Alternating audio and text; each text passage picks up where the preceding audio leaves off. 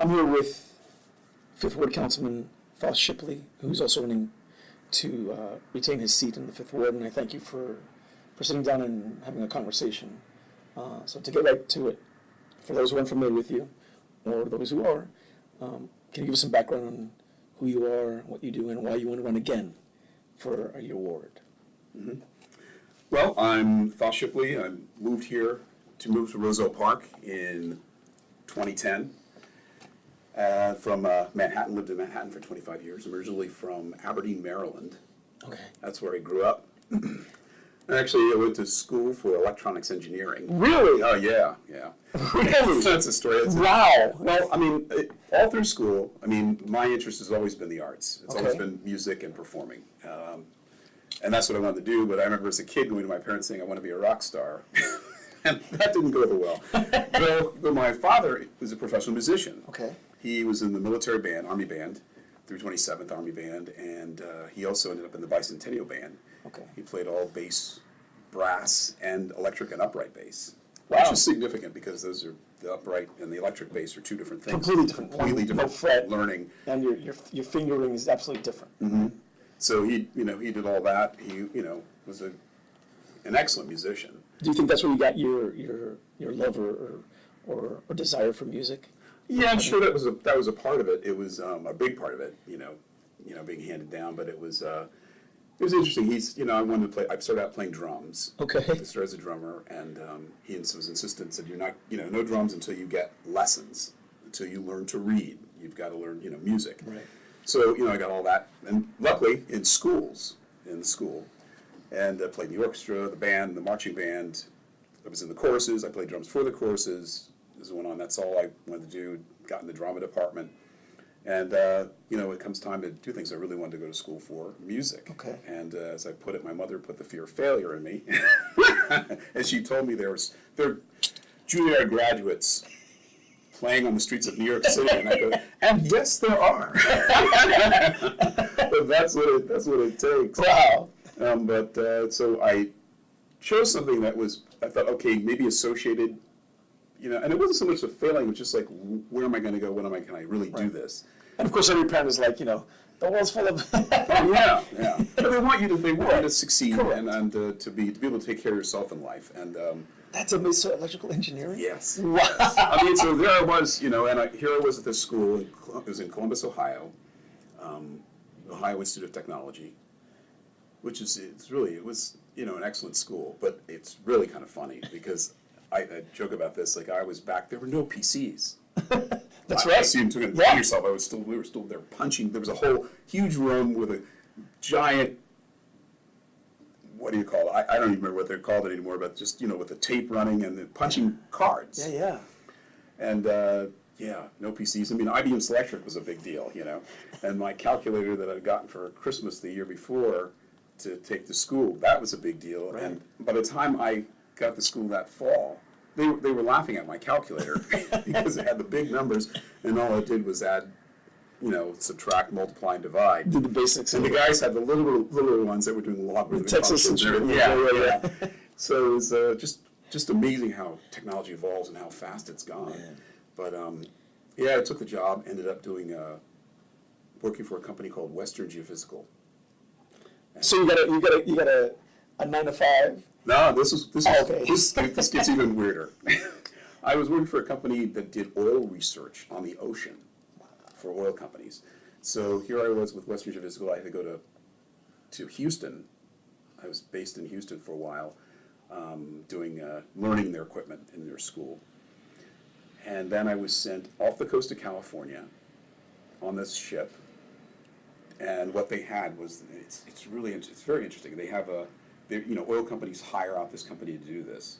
So they're given specific areas to do what's called shoot lines. Okay. And what they have is this massive cable can be like a couple of miles long. It's on the ship. It's unwound, and inside the cable is a liquid and in geophones. And this cable goes out, it's put behind the ship, and they're using all the most advanced satellite navigation to tell where the ship is on the ocean, because they're shooting specific areas, and the ship goes along once the cable's out and comes around and starts pulling this cable behind it. And there's things on there they call dolphins that have fins on it that adjust the depth Okay. of the cable. And so this cable, the instruments in it are measuring temperature, density, salinity of the ocean, all these different measurements. And on top of it, then off the side of the ship come these things called cannons.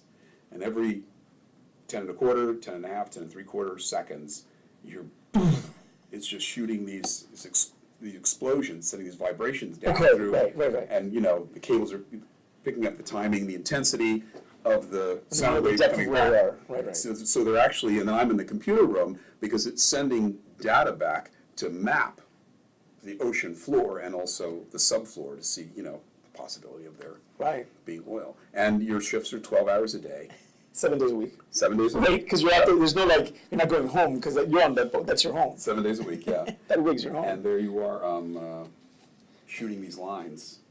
And, so when you're sleeping, you're hearing You gotta get used to that. Yeah, and some people I know were sent to the North Sea, which is, that. So I did it for a month.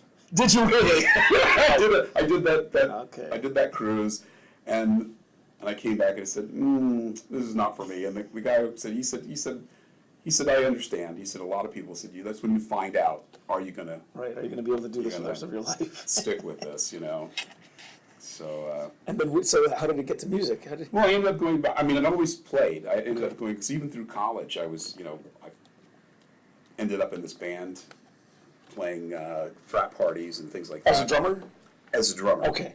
And Who was your, who I was was your partner? drumming and I was a lead singer. Okay, so that's what I'm saying. So, So like, drumming and you singing. started, I you started I drumming. was Phil Collins before he was. No, and then, When did you realize did you always know you had that? yeah, I've been singing since I was a kid. I mean, I've been doing this. I mean, I was, in fact, in the rock band when I was in high school, I mean, I was the lead singer and the drummer. You were like, right? You Yeah, were like, yeah. And everything was, and everything in pop music is all these screaming tenors. I mean, just listen to Steve Perry. I mean, and you want that voice, but I have this one. And as I got older, my voice dropped. And, right there. And there's, the whole Barry White syndrome. yeah, there's no hitting those notes. So, becomes a matter of acceptance of just who you are. But no, so then I went back to Columbus, Ohio. Okay.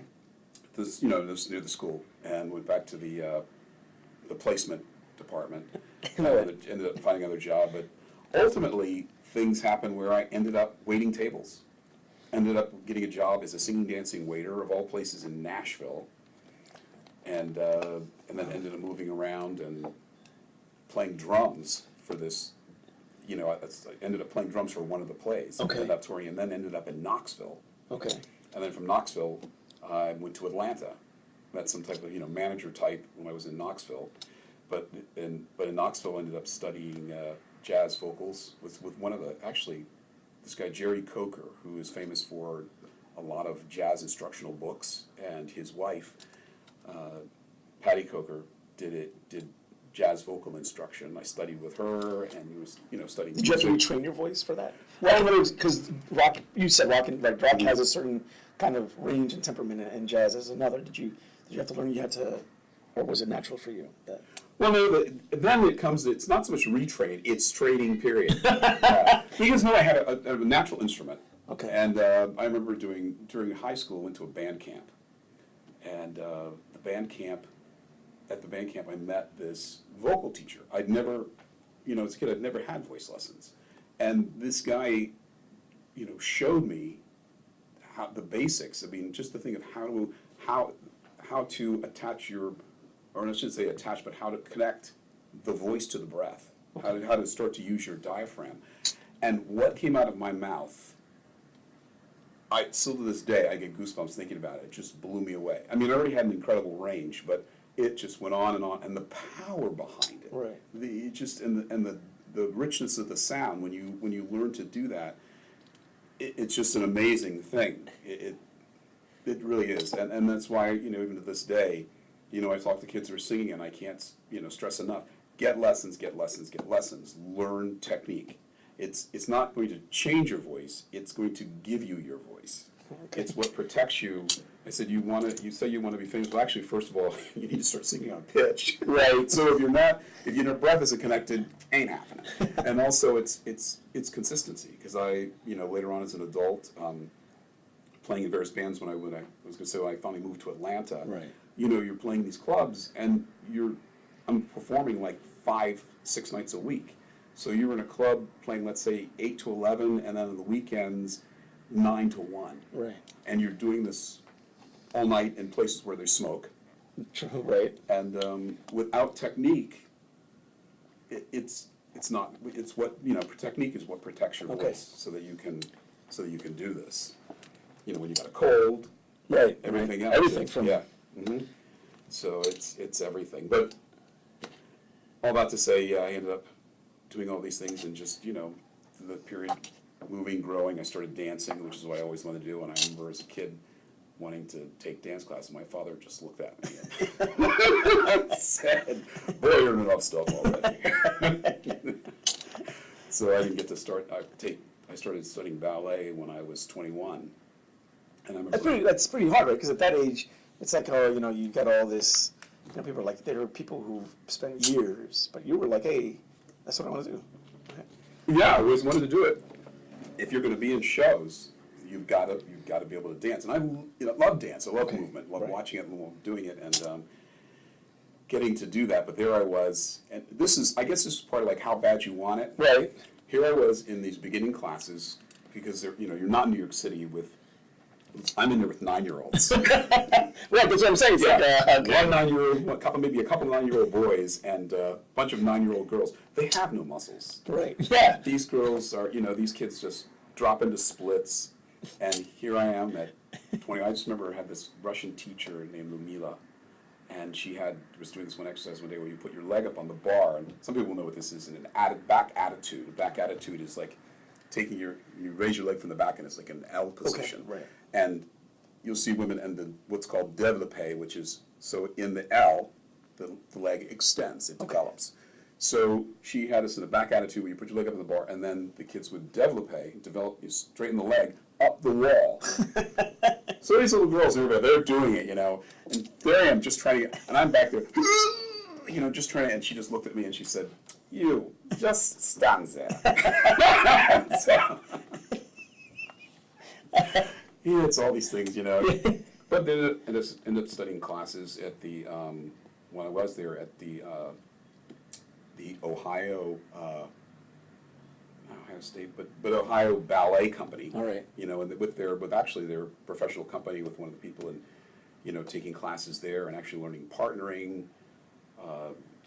The whole thing. Yeah, the whole thing. And again, like voice technique, ballet is just, for me, it's the bottom line. It's just the basic technique. What is turned out, what is turned in, developing the body, and through that, it's really interesting, because I was never interested in sports or Right.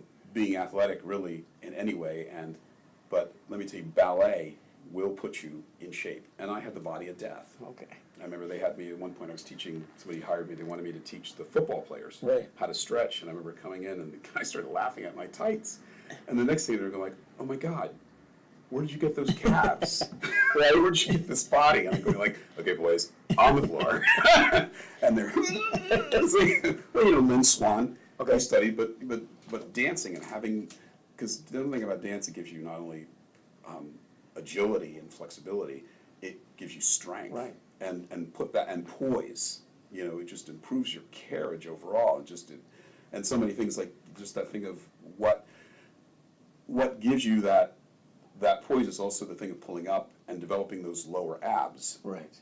To put everything in line, to raise the torso up out of the hips, to be able to move the legs, to maintain the line. Right, right. And it's amazing. Why do people have backaches? Because they have the gut, and the lower back is weak. Right. When you see people in that, Yes. what is it, the little hook where the belly's going out and the back's going with it? Well, you got a backache because of that. You pull that back in, you straighten that up, and then you're properly carrying your weight. Right. And so that's just stood me in good stead for years. And so then you went to Ohio, and then, so how did you end up in New York City? And finally, in New York, I ended up finally out of Knoxville, Okay. going to Atlanta, and where lived there, was performing there, and that had quite a scene, and it made a name for myself. The other thing too is learning, just as you grow. One thing is learning, not having not having gone to school for music Right. as I wanted. There's things I learned, but a lot of stuff I had to teach myself. Like what? Like, So one thing is just writing music. okay. I mean, I knew the basics, reading, writing, what things were from playing drums. But that's rhythm. But then it's learning theory and basic arranging. How do you write charts? So I remember I bought books on it. There's a whole major lessons on just learning how to. I'm trying to think of the word. Be a copyist. Okay.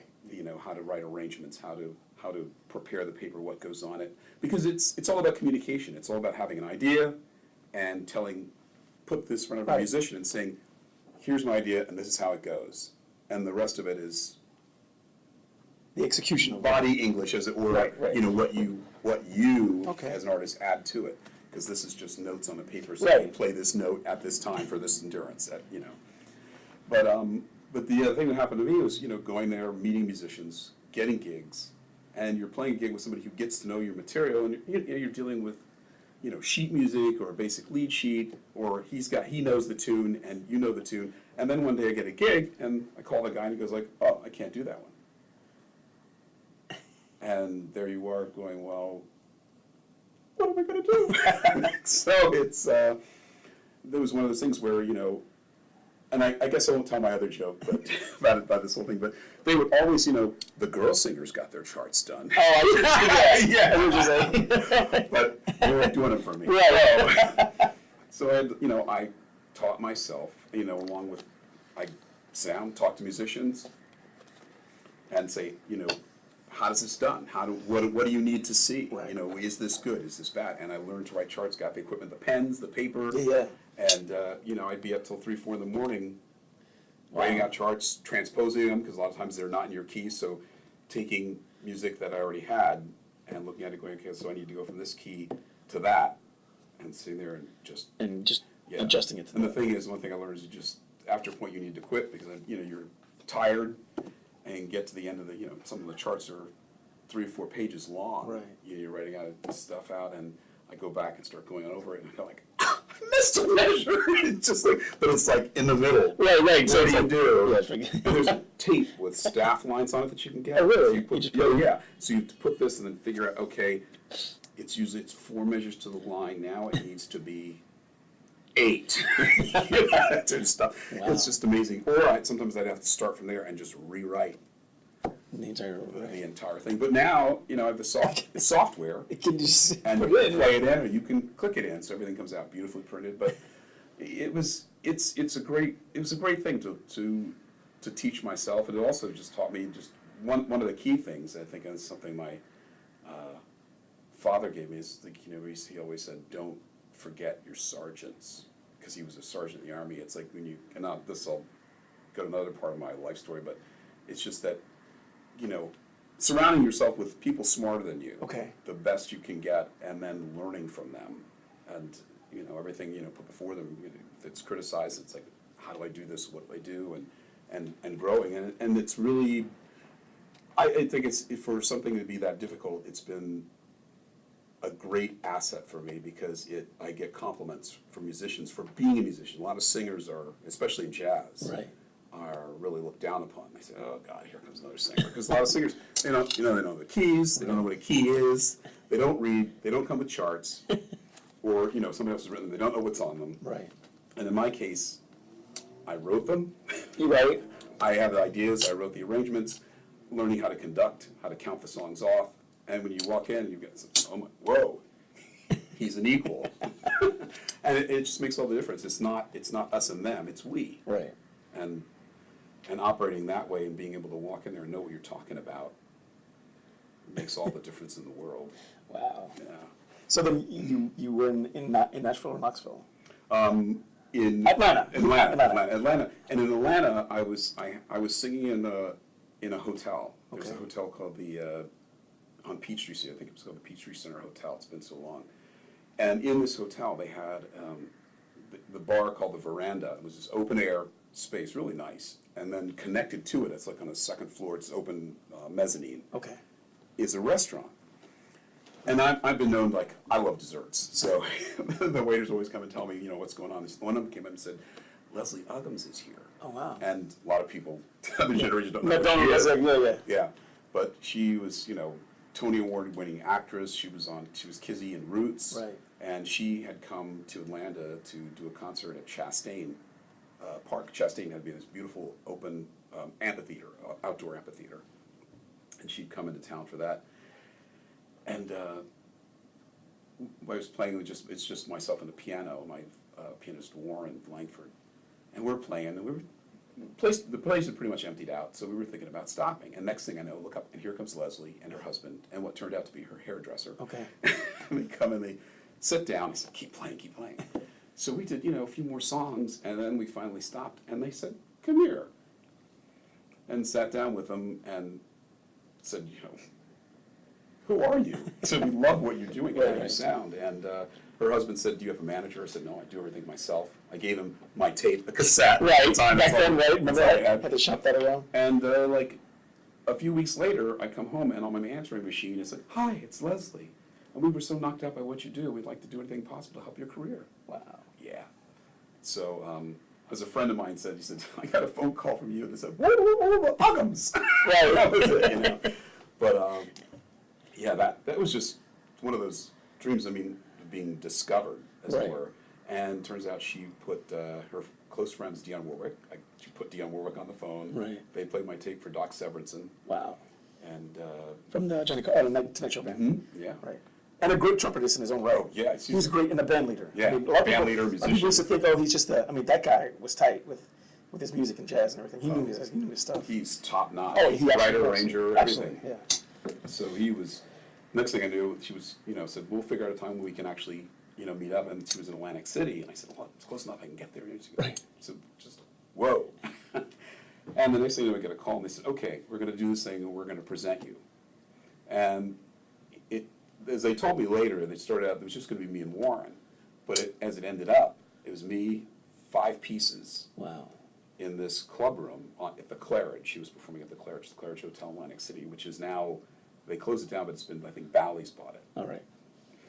And I went there, and Billy Daniels was performing there, so he was there. It was all these people, all this press. Okay. It just turned into this huge thing. So they're thinking to themselves, she told me later, she was thinking to themselves, oh my God, we've just heard this guy once, and Everything get taped. all this has happened, he better be good. Well, I got a standing ovation. Okay. The club booked me for a month. Wow. Their husband signed me to manage me, and then they also booked me to come back on Columbus Day weekend and open for Al Martino Okay. with a 14-piece orchestra. Yep. And so leaving Atlanta, I had, come up there, and when it was first to go to New York City, they put me on Kathy and Regis. All right. There was the presentation, and the press was insane. Just like full-page Atlantic City, Wow. papers, raving, fairy godmother discovers, and just all of this. It was just really incredible. And then coming back, going to Kathy and Regis, and then was it Caroline's Okay. Comedy Club? Yep, Comedy Club. Used to be at South Street Seaport.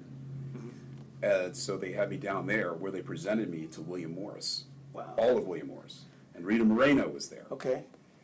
I got 2 standing ovations. And then William Morris met with the manager, and it's just one of those things of like because there was an era when, when you were found by somebody like this, things took off. Right. And the time had changed where they were said, look, he doesn't have a record deal, and he can't make us money now, so we pass. So I stayed in New York and made my own way. So then you found, and then is that when you started going on to musicals and Yeah, I've been doing that before. Okay. I've been doing that before, but being in New York City, you're in another league. that's it, right? So yeah. but just auditioning, meeting people, getting an agent, doing cabaret rooms, which is being in New York over the years, I was 5-time MAC Award winner for Best Jazz Vocalist, and that's Manhattan Association of Cabarets and Clubs. Okay. So did a lot of stuff there. Ended up through performing at Wild Recital Hall of Carnegie Hall. Okay. And got to do that. It was really amazing. So it was pretty great. Sold out. And this gentleman's wife was there and heard me and went back to her husband and said, "You've got to hear this guy." And he contacted me, and this guy owned a recording studio. Wow. A major recording studio that did a lot of jingles, commercials, and voiceovers. A professional studio for those kind of things, right? Yeah. And I'm trying to think. But they signed me, he and his partner signed me as an artist. They're responsible for my CD. Okay. Where they paid for everything, arrangements, big band arrangements that are on there, the whole thing. And they were just incredible people. And that studio was just amazing. You don't have those anymore because the studio's gone. Everything is your home, right? Everything's digitized. Yeah, everything is. So, and the jingle business has gone the way, unfortunately, of a keyboard. Right. That those are a few instruments. Pop it in. Because I have Pro Tools, I can do. You can do what they do. Right, exactly. But back then, you had to have, Mm-hmm. you had to be there. You had to meet people, arrange work with people. And then, so how did you end up in Roosevelt Park from Manhattan, from Maryland to Ohio, to Nashville? Yeah. As I said, my mother said, I just put your address in pencil. No, it was in Manhattan, and I ended up signing up and getting interested in the AIDS ride. Okay. Which is a 300-mile bike ride. I had a bike, so it was single. Right. Go and meet people and do things, and ended up going to this rally for that, and I met Joe Diorio. And that's another story. I won't go into the details of that, but things evolved through the ride, and ended up deciding to it's one of those things of being later in life where you just Right. kind of just know. Okay. And we ended up, buying a house together, and he was mayor at the time, so he had to be here, and not to mention he has his mom here, so Right. I moved to, he said, it took me out of Manhattan I know. for like Green Acres. Yeah, Broadway to Really, darling. And then you're married. Yes, and then, yeah. Okay, and Yeah. so, do you think because like you said, you did it on your own, and you did it everything from learning music to arranging to dancing to managing yourself and then you ended up running for council. Do you think like all that kind of experience helped you getting onto council and understanding what would be ahead for you if you when you were running last time you're like, okay, I want to run, then you finally got elected and you're like, okay, now like, did you put that whole mindset of it's like learning about my voice, learning about breathing, learning about dancing, because from electrical engineer to singer to performer to everything to councilman. That's a really zigzaggy kind of life, right? Mm-hmm. And you didn't even think councilman. Yeah, that's the next thing I want to do. But so when you got there, do you think that whole kind of initiative that you give to yourself helped you getting into something that you were unfamiliar with council? Yeah, my story with that is, or I guess the one important thing I want to stress is like that as an actor, as a performer, one thing I've learned, I just want to share that with, I think everybody, not whether you're a performer or not, but kids, is like, nothing is for nothing. Okay. That's what I've learned. It's like, we make mistakes, you learn from them. You do different things, or you think about your past, like it's like a circuitous route I've taken. But by the same token, one thing I've learned is like I look back at going to that school, it wasn't a waste of time. Okay. One thing I found out, hey, I'm smart enough to do this. I can take calculus. In fact, I found myself, there I was in school, and at the same time I was living down the street from a music conservatory, Okay. so you know where I was. So here I am, found myself taking piano lessons, which is one thing I always wanted to do, from this guy who's like major jazz organist. In fact, he actually came to Atlanta from Columbus, Ohio, Okay. to play with me. Oh, wow. It's actually years later. But anyway, there came a time when he looked at me and said, I need you to practice more. He said, so are you going to, you're in school. I said, and my parents were like, we're paying for this. Right. So it's like, calculus, jazz piano. I think I better do the calculus right now. So I had to, adopt one. But it's this thing of realizing that everything counts. Everything adds to. So it helps your life experience. Yeah, to who you are, and showing you what you can do, and taking the knowledge of having experienced these things and the people around them with you to share. That's what makes you you.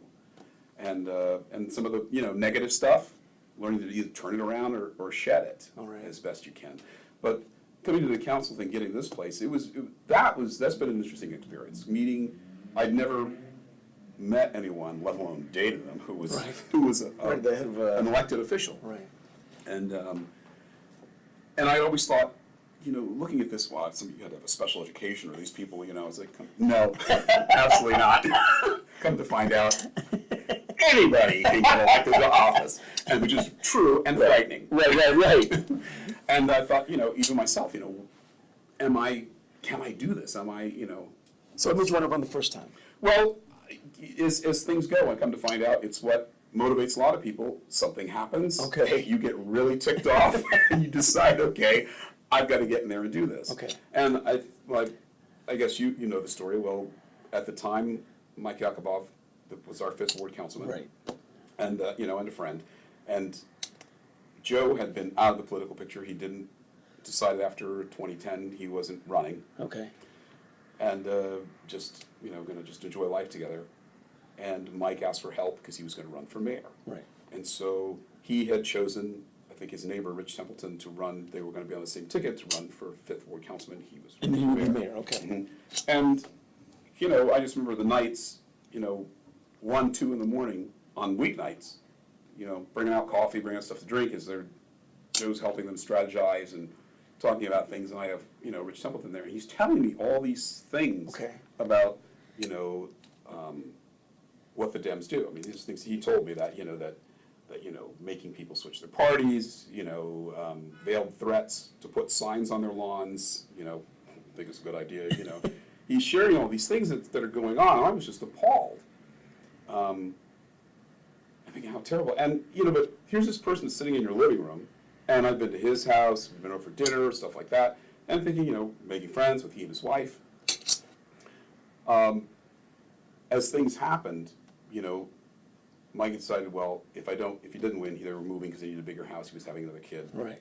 His wife said enough of this. So, in he leaving, and Mike leaving town, you have to find A replacement for the council. You put up the party puts up 3 names. Mine was one of them, and Rich had gone to the Republican committee and asked to be their candidate. And Joe had, you have to sign the petition because you've got to run. Right. Because you're only taking over the unserved. Correct. And then you have to term. then you have to go ahead and run on your own. So fine, and I'm hearing this stuff, as he's talking about, he still hasn't signed it, still hasn't done it, and finally it's Sunday night, before the night of Monday, day of Monday that is due. So he says, I'm going over there. It's 10 o'clock, he's going over there, and he says, the place is pitch dark. He said, and he comes back and he said, Thos, would you sign this, because we, somebody to hold the line. He said, we're not going to be a candidate. I said, okay, fine. So I did it.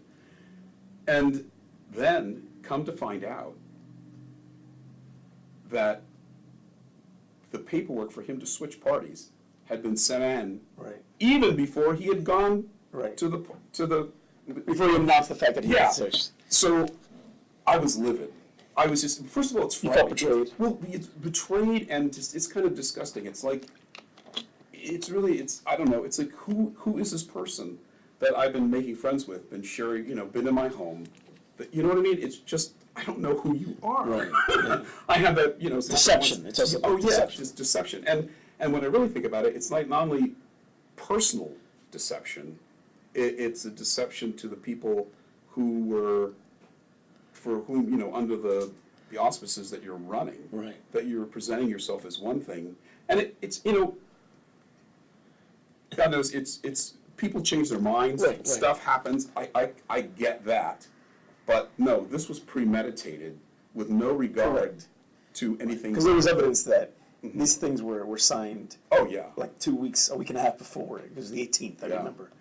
So I was just incensed. So you were on the line as the, just in case something happens. Wow. So that's how it started. And And then when this happened with Rich and you felt betrayed, and then he became the candidate because he had to run, right? Because remember he fulfilled an unexpired term, but then he had to run for the award because it was up for the next year. yeah. And the whole idea, come to find out, as it was finally revealed, the whole idea was that yes, no, he wouldn't sign.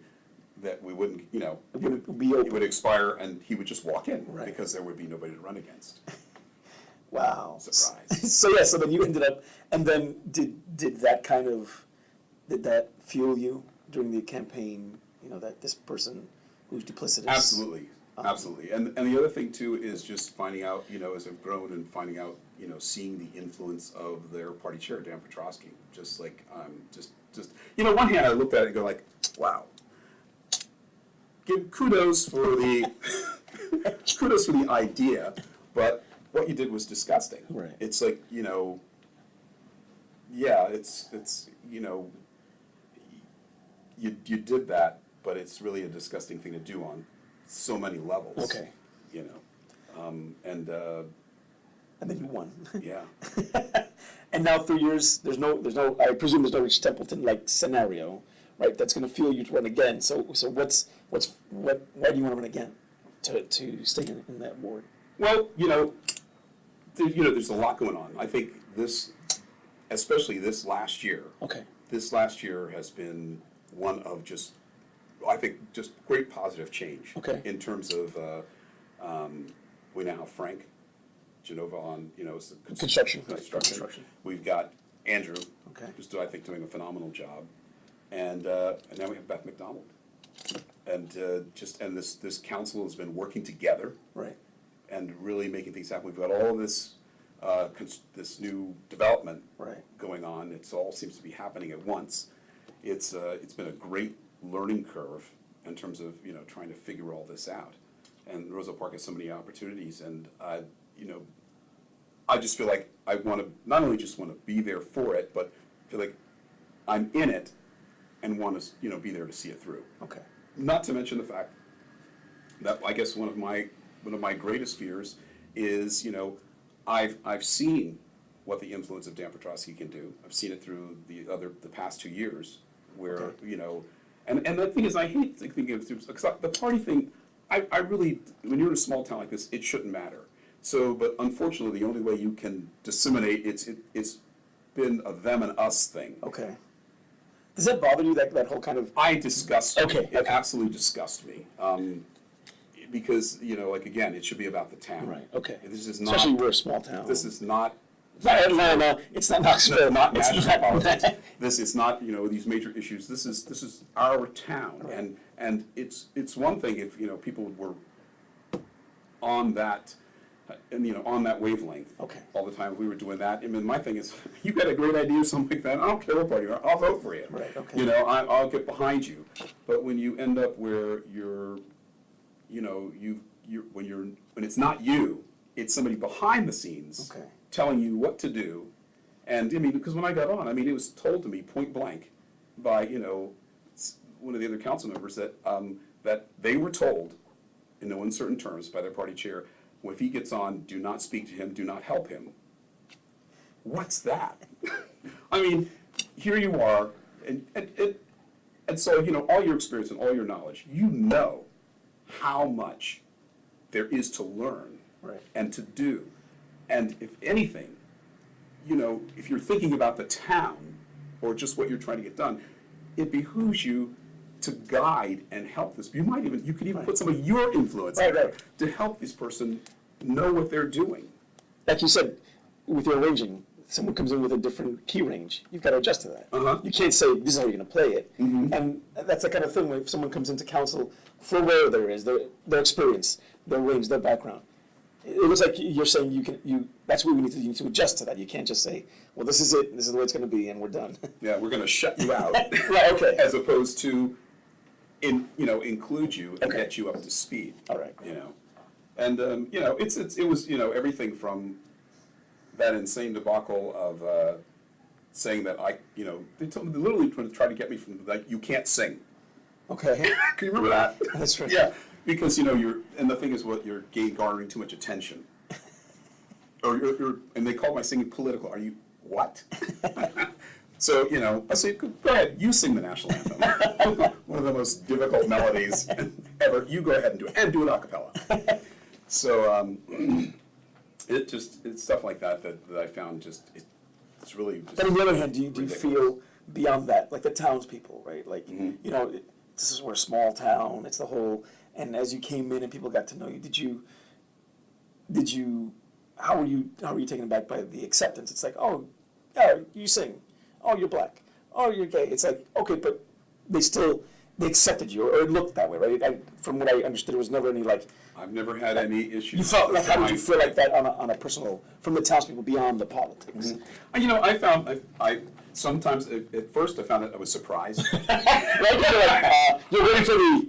Okay, did you just have a good day? We're good. That's all right. Yeah. I was kind of surprised. I was, but I'm the kind of person. I mean, I grew up. I'm an Army brat. Okay. I grew up around all kinds of people. I've always been like this, and it's very interesting. But part of my background and leading into this is that,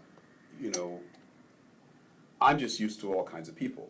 Where I grew up, unfortunately, what I dealt with in terms of like I would say racism, but just racial issues was more about the way I spoke. Okay. My parents did not sit me down and go, "You will speak like this." It's just this is what I keep my ear, and this is how I speak. Right. And it was the bane of my existence because I had my butt kicked, or the people trying to, all the way up and through high school. I could not wait to leave this town and then I've experienced it as an adult. Wow. In New York City, where somebody made a comment to me, To be so- more ethnic. oh,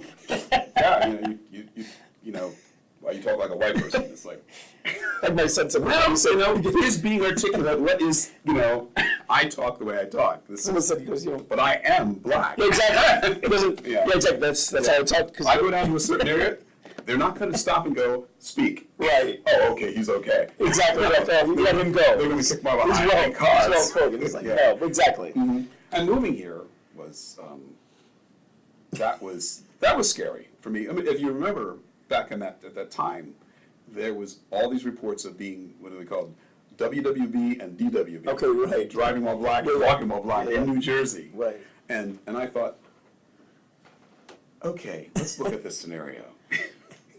You were moving to Roselle Park, New Jersey.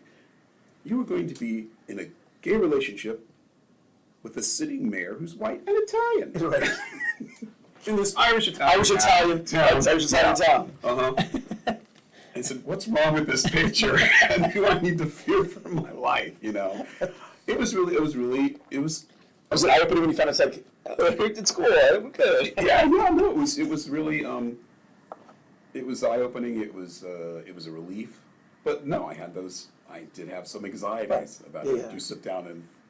So do you feel that weighs more for you than the whole politics thing of like, you know what, beyond all this, I got neighbors, people who come up to me, I'm accepted, they treat me as an individual. Do you find like that, so does that help you? Is that one of the reasons you're running again? Because, and Roselle Park is different where if you're a ward council person, you represent an actual boundary line. Mm-hmm. You can help other people, but at the end of the day, they're the people who vote you in, right? Mm-hmm. You're within these streets, that's, and at the end of the day. So in meeting those people, and, representing them, you had said, you want to finish some things and you want to kind of are wary of like how politics sometimes going to get in. But what about like those people? Like I'm sure you get those phone calls, hey, Councilman Shipley, blah, blah, blah, and you're like, I'd love to help you, but I can't help you get your cat out of your tree. Or like, Well, what I find out is I look at it much like everything else that I've, end up doing. It's like, I may not have your answer, but I'll find it for you. okay. And that's one of the bigger things about this is I think is that people should know. And you've heard me as Right. I mean, people get tired of hearing it, but I do my Mr. Smith Goes to Washington speech. Right. Because, I see doing this, if anything else, it's given me a greater sense of patriotism. Okay. It's given me a greater sense of what this country is supposed to be about. Because it's the small town. It starts here. Right. It all started in each individual small town. With of this whole idea of representation. Okay. No taxation without representation. Right. But this idea of your fellow man representing his fellow man. Right. You're representing one another in a larger scope from this town into larger area. It could be a county or a state, Right. and then the state To federal. to federal. Right. So it's really been eye-opening to see. It's like, yeah, this can happen to me. It really can. Okay. To experience this, and to see the responsibility that you take on. But I think what really I found dismaying is that people forget. The minute you put on that suit or whatever, dress up, and you start knocking on the door, you get these people yelling at you like you're already in office, saying well, this, that, and the other, and it's like, whoa. And I just want to get that across. It's like, we're losing our sense of responsibility. Okay. That it's not you do this, it's no, we need to do this. Right. If you don't, and I told people, I said, I'm willing to speak up, which I have been. Right. I said, but you've got to show up and back me up. Okay. I said, or else people are going to look at me and go like, you and whose army? Right. You know what I'm talking about. Right. And it's got to be you who gets up and said, yeah, what he said. Okay. You know what I'm saying? I'm simplifying it. Right. But it really is that. Things happen because the people speak up and say, we have an issue with this. When you can have one or two people, they may have a complaint, concern, and they express it. But I, as a representative, have to represent more than just those couple of people. Then the complaints. Right. Yeah, you may find, I want to help you, but it's not just about you. And that goes for me too. And then I think the other forgetting that like, I didn't, I'm not somebody from out of town Right. or Right. something. I'm your neighbor. I live down the street, own a house, or just live here, Right. whatever. I'm a resident just like you. Only thing I'm doing is I'm stepping up to saying, I'd like to represent you. Will you have me Right. to do this and to do this work? Okay.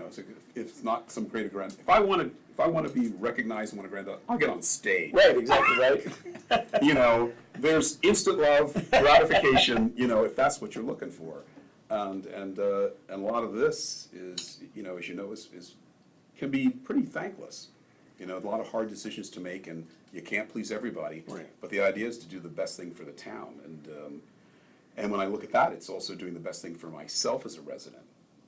I look at it from that standpoint, as I'm not outside of it. Right. You're part of it. I'm part of it. Right. And I think that's also the beauty of it all.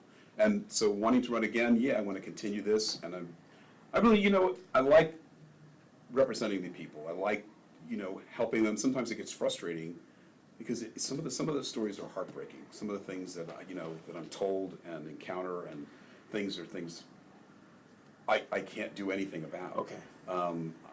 You find out there are needs, but a lot of resolving these needs are they're not something that's going to happen overnight, and they're things that are going to take a lot of work, or they're things that actually we as a town sometimes can't do anything about. They have to go to the state level. Right. I guess one thing in terms of looking at something, one of the goals that I have and still would like to accomplish, unfortunately didn't get it done to the level I'd like to see it done.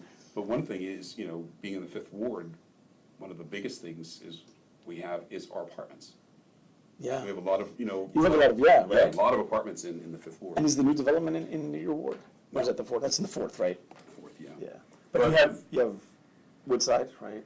Jerome? No. But you have Woodside, But which is there's huge. another set of buildings that are right across the That's street. right. Yeah. That's right. Smaller, but still there. Yeah. And then, well, they're not apartments, but the condos, Colfax Manor, Right. and Webster Okay. Gardens. And Webster Gardens, that's right. Yeah. Yeah, across the street from the field, Mhm. right? And the thing is, I've lived as a renter all my adult life until I moved here. Really? So it's the first year? Yeah. I mean, you think of all these places, you know, being there, traveling and whatnot, and living in New York City. Yeah, right? 25 years. I mean, that's the ultimate apartment dwelling. That is. There's, Let me tell you, aside from the rent and you know, dealing with neighbor issues and, you know, high rents and dealing with your landlord and everything, right? yeah, I mean, That's a full bureaucracy. That's 25 years of that. So, Wow. yeah, of living in the city. And then coming in here with a home and Yeah, and then and you know, and then your finally, yard. you know, being able to be in a house where you know, and where you're paying taxes, Yeah. but it's interesting when people you know talk about well they're just renters. Like I live in New York City, your voice is heard. You know I know what it is. You're a renter, but So you keep those people in mind too, the renters. oh absolutely. Okay. I mean they're and that's one thing I've been trying to you know encourage people to get involved. You know but the one thing I'm finding out that I you know found out in doing all this is that they're unlike New York City. You can't make that assumption. It ain't New York, Right. and the protections or even the laws that need to be in place they're done in New Jersey from town to town, and there's nothing next to nothing on the books Wow. in Roseville Park That's right. to in terms of helping renters or apply to them really, Right. except for Like the basic except safety, for certificate of occupancy, right. occupancy and everything, which is great, but not much else. So when you know campaigning in apartments or meeting these people, and you know hearing horror stories of rents being raised and this kind of thing going on, and things without notice, and things seem to be applied, you know, unevenly. I can hear this, but come to find out, There's nothing. There's nothing. I mean, one thing, it's so bad, and you'll love this. I'm appalled at it, but it's just ludicrous. In terms of like trying to look at rents, or any kind of control of rents, there's only a state law, and it states that, you know, in terms of like if we would take it to court or something like that, if the rent, the proposed rent or something is shocking to the conscience. Wow. That's the word. Now, Not how do you litigate that? this exact number. Yeah, how do you, it's shocking to the conscience. Well, he raised it $1, Yeah, right. and my conscience is appalled. You know, and just, what do you do with that? So that's what we got. Okay. And it's not that I'm necessarily looking for rent control, Right. per se, but to look at what, you know, because I get these calls from various places and looking at, and even sometimes they're outside my work. Right, They right, just right. say, "Please, I heard about you and I'm calling you." Right.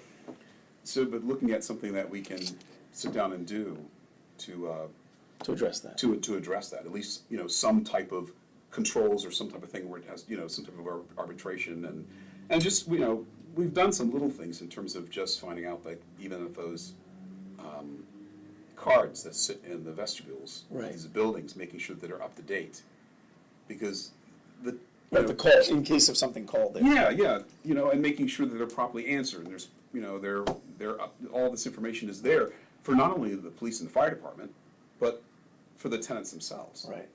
Huh. Because these things get neglected, and just looking at, and a lot of this is just code stuff. So, I mean, at one point, yes, I did end up calling a meeting and had, you know, myself, the code official, and the owners of Grand Apartments Okay. come in for a meeting, because there were countless complaints, you know, about things that were going on. Wow. You know, so it's just, sometimes it's not even, it's even so much of just like, it's that thing of, I got my eye on you, you know, And it's that's like, watching. I'm saying one thing, I'm telling you what I'm being told, you're telling me something completely different, but okay, fine, you know, there's not much I can say, but just know, I'm watching you, Right. and, you know, that certain things will not be tolerated, you know, and that's how I feel about it. So what other things have, on council do you think that you've accomplished or that you've like you said you've tried to address? Well, I think one of the biggest things that I think we've done, and it's a big part of it, I was on the committee to do it, and also brought it up, was the thing about the agenda. Okay. Revising the agenda. That was, you know, a real issue of transparency for the public. It was an issue of transparency for the council. Right. And, you know, I'm not. Because there had been some times, especially I think right after you got on, there were like a couple of times where resolutions popped up Oh, yeah, they not only popped up, yeah. and like were voted on and And that just, yeah. Okay. So, and I don't want to go into like yeah. name calling and all No. that stuff. It was just, you know the story. Right. But they did. Things were just appearing, things were just called up out of the blue, and everybody's sitting there shocked, except these things were pre-planned. Right. It's like, get thee to an acting school. Yeah. But no, it's that, to me, it's just unconscionable. You can't do that. I can't stress enough how, how seriously I take all this. That it's such a privilege, and it's such a great point of responsibility that, the decisions you make, these aren't just arbitrary about we're gonna raise a fee. These things affect people's lives. Correct. Yeah. You know, it's not, you know what I mean? You can't say that enough. And it's also a daunting learning curve to get in there and figure this out. Not to mention, when you come in, you have people just basically trying to pull the wool over your eyes, not telling you anything. Right. And then you have to get out there and try to learn this stuff. And luckily for me, in a lot of ways, I happen to be married to, a mayor who served 16 years Right. and 5 years on council, who works in municipal government, who's a wealth of knowledge and education in terms of how things get done and what needs to be done, who do you contact, and, through him, have association with other people who were very knowledgeable. So, being able to, and that's, I think one of my key assets is just, if you don't know, knowing where to find out. Okay. You can't be faulted. Like I said, I think, ignorance isn't a sin. Remaining that way is. So it's just, I know I don't know, so how can tell me where I can find this information out? Who do I talk to? How do I become more knowledgeable? And I think you see me sit up there on the dais, and people, the mayor's rolling his eyes, people seem to be getting annoyed. My thing is like, no, I'm going to ask questions until I understand what this is. I'm not voting on something I don't understand. Right. That's just, I think that's just, and you find yourself doing that. You're just, at first, you're caught up in this thing. Everybody's going, yay, aye, yes, and I'm still sitting there wondering, what did I just approve? I want to make the right decision. I want to make the best decision. Okay. And I think you've also seen me be the one who sat there and said, I think we should table this, based upon what somebody else said. It needs more thought. And I hear it constantly, well, we need to move this. I said, no. You don't need to move this along. You need to figure this out and make sure we're making the best decision possible. That's what you need to do. Okay. We just had this happen with, I think during the, one of the discussions about the new development, where, the gentleman from Meridia came up and, said a bunch of stuff, and I said, you need to you need to slow down. I said, yeah, we all want this to happen. I said, but this isn't just about you putting up a building. This is, something in the center of town. It's going to affect all of our lives, not just, for a few months, for years to come, Right. for generations to come. I said, so we need to think about this and make the best decision possible. Mm-hmm. And you're just going to have to be patient and give it some time. And you were in office during the first Meridian or no? No, well, I came in office and it had already been It had already been approved. It had been pushed through, as Okay. it were, without much, Okay. public. And I'm also, I think, one of the proponents has said, we need to have some public discussion about that. I kept saying it, Right. that we need to have a public meeting about this and inform the public about what's going on, where we are Okay. with this and what's going to happen. And how do you keep residents in your ward informed and engaged? Because you had said, right, so part of the job is you're going to speak up, but at the other time, you also want these residents to kind of step up. And part of that is informing them, right, so they know. It's like, hey, by the way, I just want to let you know, they're going to put this building up, or whatever, right? So how do you keep residents informed and hopefully that information makes them become engaged. How do you do that? Well, I mean, one of the goals is to continue is to do the newsletters Okay. on a continuous basis. And Have you done newsletters? I don't know. I'm asking. now, it started out that way. Yes, Okay. I did. And one of the things I'm really happy with, we did the newsletter, and it also went on my website, Okay. also on the Reval. Okay. Lots of information about that, and on the website had a whole explanation of the Reval, also a calculator. All right. In terms of being able to look at what it's going to be, what things would be, and even information about if you decided to, I can't think of the term, seek to have your taxes Your adjusted, appeal. your appeal, Your appealing and things like that, explaining Your the assessment of process. the appeal of your assessments. Yeah. Yes. Mhm. Okay. But looking at that, explaining who the appeal, who the people that were doing the reval, what it is, Right. how it works, all of that. Okay. But as you know, due to cost and time, because you're footing the bill to this. And you have a full-time job, right? Yes. Right. Yes. That's in the city, I think. That's right? in the city, yeah. So that you've got that to do. You got an hour and a half commute Yeah. each way. Come home, phones ringing, messages, emails, people what do you call committee meetings. And I'm talking to people at work too. So Right. I'm talking to the office at work and. Okay. and So do you things think you'll work at getting that, especially now because you talked about like the developments, right? And we've got a lot of things coming up that you think, like you said, are important.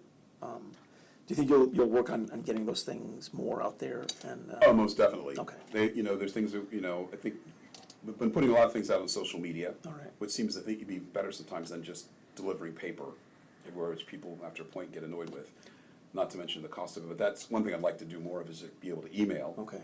And, but yeah, do social media, doing it on the website. And if people, and it's been great because I've got a lot of hits on there, people actually signing up, Okay. wanting to get this, and but it is important to get them to keep people informed and say, come to the meetings, Right. come and find out. Don't tell me you saw it on. You said on the TV. So I love that. You said it's too late. But and that is one of those points. I sat down and thought about. Talk about being represented, having your voice heard. It's so key in terms of when you talk about who shapes public policy, and it should be a large influence from the residents, Right. from the town, Correct. as it were. But as it turns out, if you don't say something, who's going to know? Right. Who's going to know about this? And granted, the other part of it too is like how do you let people know what's going on? I think that part of that is, yes, you can, it's part council people, but it's also part the town, period. How do we as a borough, which we've done, we're doing more of that, like, I think it's part of that too, getting the agendas, not just on my website, Right. which I was putting those up to make sure that they went out in a timely fashion, but now, since we've changed clerks, this has happened, and now we've got them on the.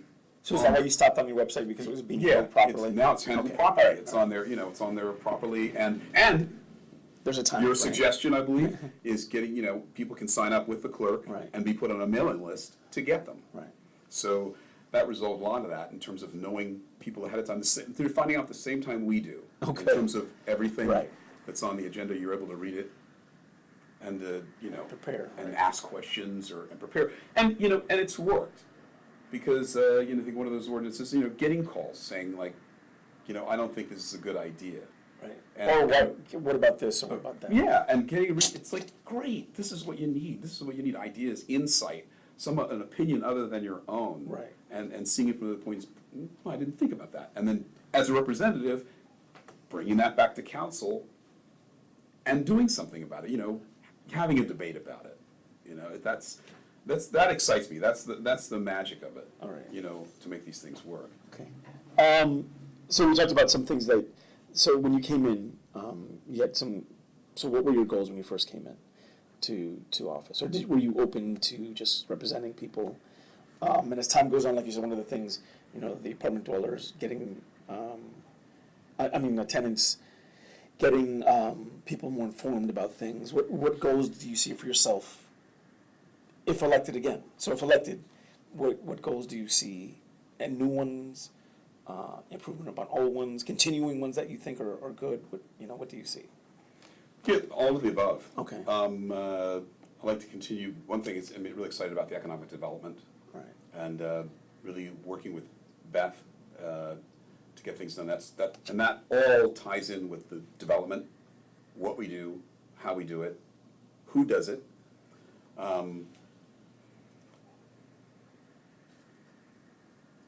Yes, of course, just better informing people about what's going on, and I do want to continue the doing things for the apartment dwellers. Right. That that also is going to be trying to do that was interesting venture in terms of because you're dealing with other people's time, how do you pull these people together? How do you get them to come out Right. and meet and express their their concerns or what's going on? And when I say that too, I'm not just looking at my ward. I'm looking at All the townwide tenants and everything. Yeah, tenants, everything, and Because we have quite a bit. we do. I mean, everywhere there's quite a bit. We do, and it's not something that again, it's something I'll put it out there that it's not something I'm looking like to frighten off Meridia or think I'm out there trying to wreak havoc, but it's important that that there be some type of something on the books or to look at issues of what it is to be a renter. Right. Because you're sort of at the mercy of your landlord, and with nothing on the books, you really are. Right. Some of the things. Unless it's egregious or something that Yeah. requires state involvement. If there's just like, okay, what are you going to do? Yeah. Right. And there's a balance too. I look at it from both sides. I mean, being and I did even in New York City, looking at it from the standpoint of being an owner, being a landlord, and then being the tenant. Because I think one time in my life, as a musician, like I remember living in Atlanta, I was living below the poverty level. Right. But one thing that I knew from growing up is, I know how to make a home. I knew how to one thing you do is you clean, Right. you get some paint, you make your place look great, and you create the space. I may not have had a lot of money, but I had a clean, nice home. I knew how to go out and get fresh vegetables, get things, make great meals, Right. and to take care of myself. But one of the jobs I helped the landlord out, I would clean the apartments that were vacated. Right. You have no idea how other people can live. I have never seen such filth in my life. Wow. I go in there with rubber gloves and sometimes a mask. It was appalling to see how people would leave. So you can see both sides. Oh, yeah. What's Yeah. left behind by people who were not courteous of their space. And, Yeah. and Well, I get it. When you're a landlord, this is your property that you have to spend so much money to fix up, keep up, and then the way the law is written, when the person quits paying rent or destroys it or whatever, it's on you. Right, because there's a time frame for eviction, and and, Yeah. Which on one hand, it's a protection, but finding that balance on protecting both parties in this, and also you never know. I mean, as it were, how somebody was raised, right. Yeah. and how they're gonna live in your space. Yeah. Right. And it's learning that respect of that. Okay. So that's the achievement, and you said the communication and information on development. So what for yourself and just your ward is just understanding that you do have other responsibilities.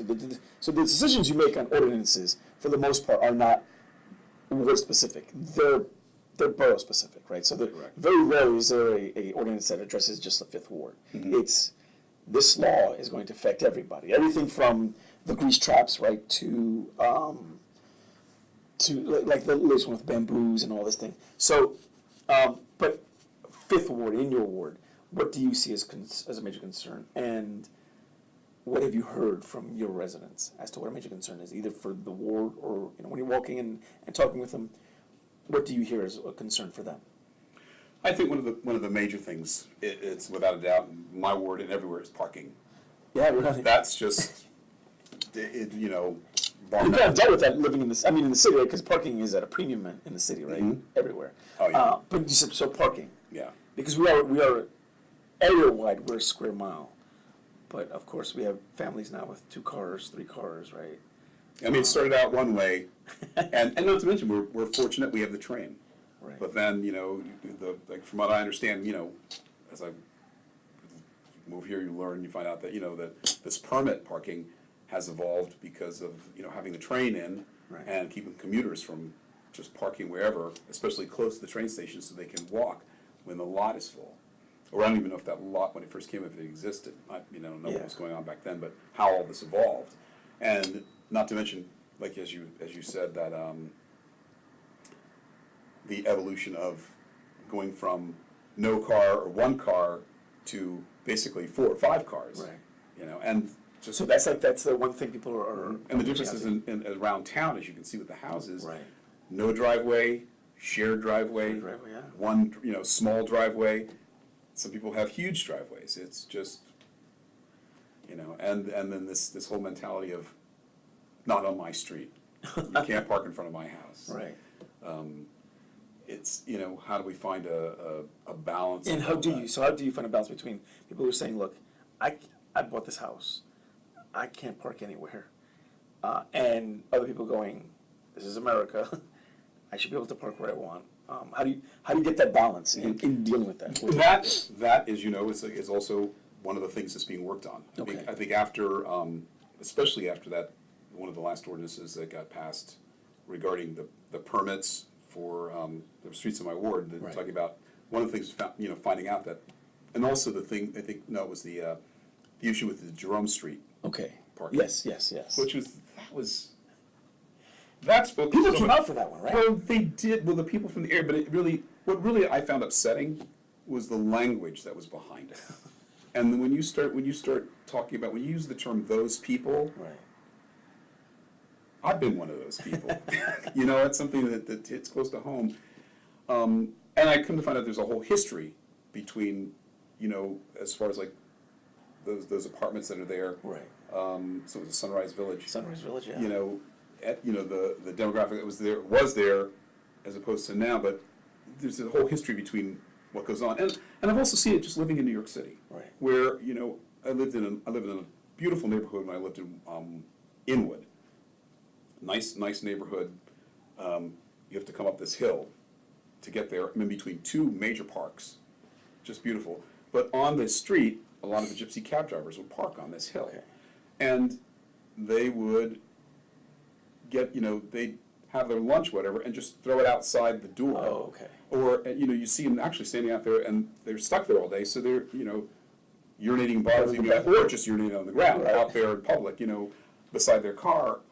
And I'm thinking to myself, would you do this at home? Would you go to your neighborhood, but you're leaving all this garbage and everything where I live? So, I get people's thing where, you don't know who's parking. Right. People who pull up, playing the radio, hanging out, fixing their car, hanging out at night, leaving trash. If that's an issue, that needs to be policed. But I think we're going to have to find a way of sharing. The other issue being is that just one thing I discovered is that the code books and the signs, the whole thing needed to be looked at. So is that something you plan to focus on? It's yes, absolutely, and it's already been in the works. Right. Our clerk Andrew's already started on that, and that's been a coordination between, his office, the police department, and DPW. Right. And again, because like you said, that's a really that's an intermingled thing, because you have police for safety and for control, right? So you can't have just cars everywhere. DPW, because you can't park on a certain side of the street because you need to clean, because you don't want people mess, and you got to pick up garbage. And the clerk's responsible for contracts. So do you see all those, like, because the person just sees, look, man, I want that car in front of my house, please, but they don't see garbage pickup, street sweeping, police safety, rooms, right? Because sometimes it's a safety issue. If you have parking on both sides of the street, you can't have two-way traffic, right? And then so it does become a one-way street, and then that becomes a whole other issue. So you've got these 3, and then you are the end implementer of all that decision-making, right? So the police talks with the DPW and they all come to you and they go, okay, this is what we've crafted. And then you're the one who says the yay or nay, and you're the one who gets either the blame or the praise, right? Yeah. But the thing is, but all I can do is, you be a part of the process. Okay. To sit there and I've been, I keep saying, where are we with that? What's going on with this? And I also get the fact that we've got all these other things going on. Right. All this other major stuff that's happening, but no, it's not left Okay. my view, and it's something that I want to see fixed. And I've also, one suggestion brought back up, and that is in terms of I guess it was brought up before about lines in the street, especially for that portion of Roselle that goes through Colfax Manor. Because that's a whole New York City thing when you look at it with on-street parking, Right. where there's nothing more infuriating than that space. It was just a little bit Yeah. bigger, and as cars come and go, that space that Right. you could almost fit into, but you can't. Yeah, It's just, and it's huge. And so having something that, these designated parking I spaces. mean, like the delineation markers. Like Yeah, this is the delineation, space. Okay. so that you have All right. definite spaces. And I think especially when you're dealing with stuff like when it snows. I mean, look at that when when people shovel it off, right? you end up with it just takes away much needed parking. Wow. So that's something that I definitely want to look into as a possible solution. And I have another idea, but I'm not going to mention it here because I don't want to go there and before I can actually Get it ready. suss this out in terms of, but it's something that just kind of struck me. Wow, so parking, that's the number one thing. Mm-hmm. Wow. I mean, but look at it in terms of now, and also looking at now the new construction, and also as you build business, where are the people going to park? And because that's another thing, right? Because of the land use board, because I've been at those, that's like a huge issue. It's like people will come in and go, I need a variance. I need you to say it's okay if I have 15 when I really need 18. So then technically you've got 3 parking spaces out in some street that now need to be taken off, right? And then you have neighbors coming. I mean, at this meeting with them before, we had residents, and although it wasn't in your ward, but they came in and they're like, we got an issue with a business that's just parking and affecting my quality of life, right? And it's interesting because you would think, development, hey, it's the in your face kind of thing that really, and those people came out for, right? They're like, look, we're having an issue. We need to have this addressed. And then the police department at this last meeting said, we're addressing it, right? Mm-hmm. But you're right, it's like whole kind of like, you would think for development, hey man, this is gonna affect your quality of life, your traffic, your everything, your sanitation, everything. Nobody shows up. Someone's taking up the parking spaces. That's it, man. We gotta come in. Because you're right. It's interesting. These are the things that people come out for, right? Yeah. Nobody stays for the budget. No. Most everything else, And that's really interesting, though, right? Was that an eye opener for you? Be like, okay, sure, let's do this now. But you have to do it, right? Because these are the people, and that's what you said. You need to work with that. So, But it's been interesting to look at it and go like, well, I feel like this. Like, no, it's not about how I feel. It's about what the listening to what the residents want. It's for me to represent them. Okay. And if they in a majority speak up and say they want things a certain way, then so be it, whether I like it or not. okay. Wow. So that's kind of hard though sometimes because you're like, personally, I wouldn't, but you know what? I mean, there are times you talk to people, hear their side of it, put in my 2 cents, but when it comes down to it, it's like, okay, Wow. All right. That's pretty interesting. So now we're going to get into these big topic issues. We talked about the things that are important, but the things that have been important in the town. Some of them just newsworthy, right? Attention grabbing, but they haven't been significant. And others have been significant, maybe not as newsworthy. And I know for some of them you weren't on council, and for some you were. But we've had like the kneeling soldier, right? That was the Christmas tree lighting, the removing of the first aid as the first responder. Backyard chickens, although not in your ward. At some point, if it happens, it's gonna. Yeah, let's vote on it. Right. How professional contracts are awarded. The townwide reval, which although were you on when that happened? Yes. Okay, so that and also like you had said, ordinances, right? So how a meeting is run. I mean that's significant, and you were instrumental in that. But if we could take like a few of the ones to see. Maybe either explain or because these were. Right, at the end of the day, these are tough decisions. However you decide on it, you're gonna have people who are unhappy, right? Even you may be unhappy, but that's why you're there and not someone else, right? Mm-hmm. So like the kneeling soldier, Christmas tree lighting. I want to touch upon those things. Were you there? I was there. Okay. Yeah. All right. Well, the one thing, I was disgusted by the whole thing. Okay.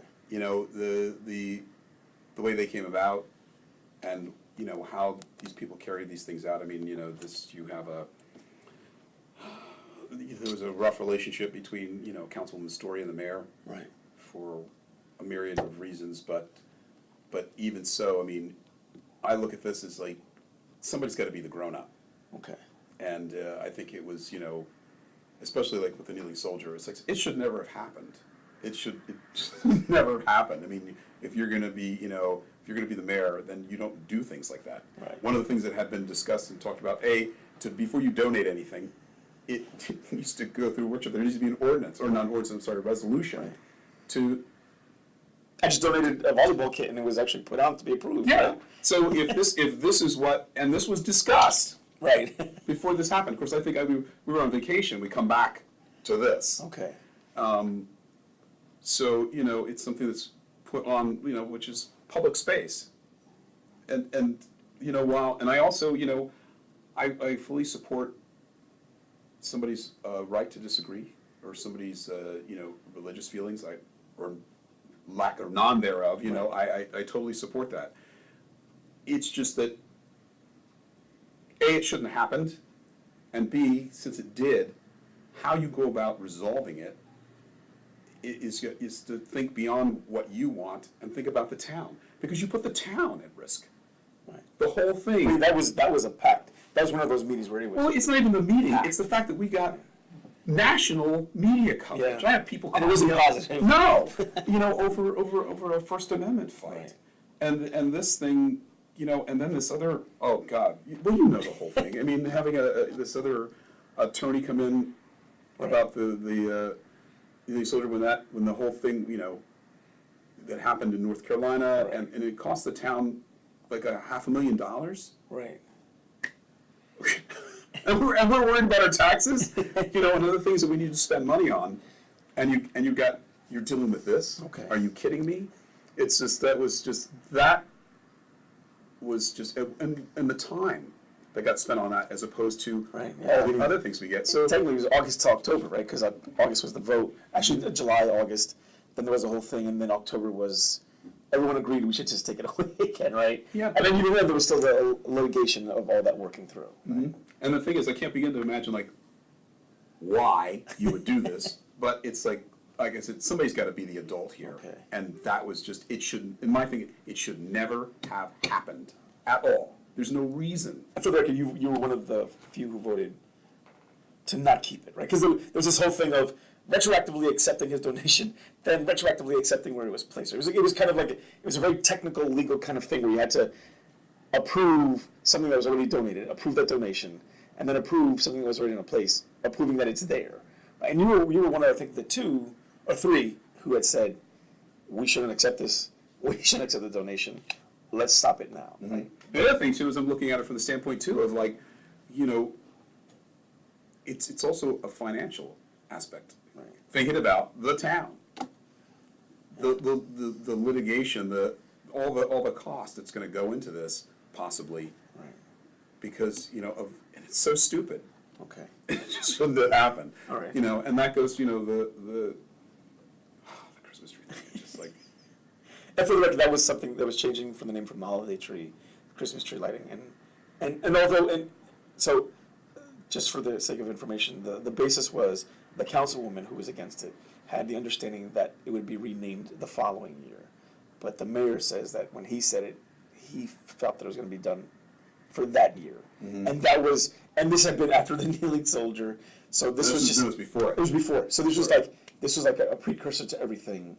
And that's where that whole thing started. You know, and again, people came out, and some people were happy, some people weren't. But it was changed, and I guess it's still called the Christmas tree lighting, right? Mm-hmm. So, like, what are your thoughts about that whole kind of thing where, you know, again, time is spent on something?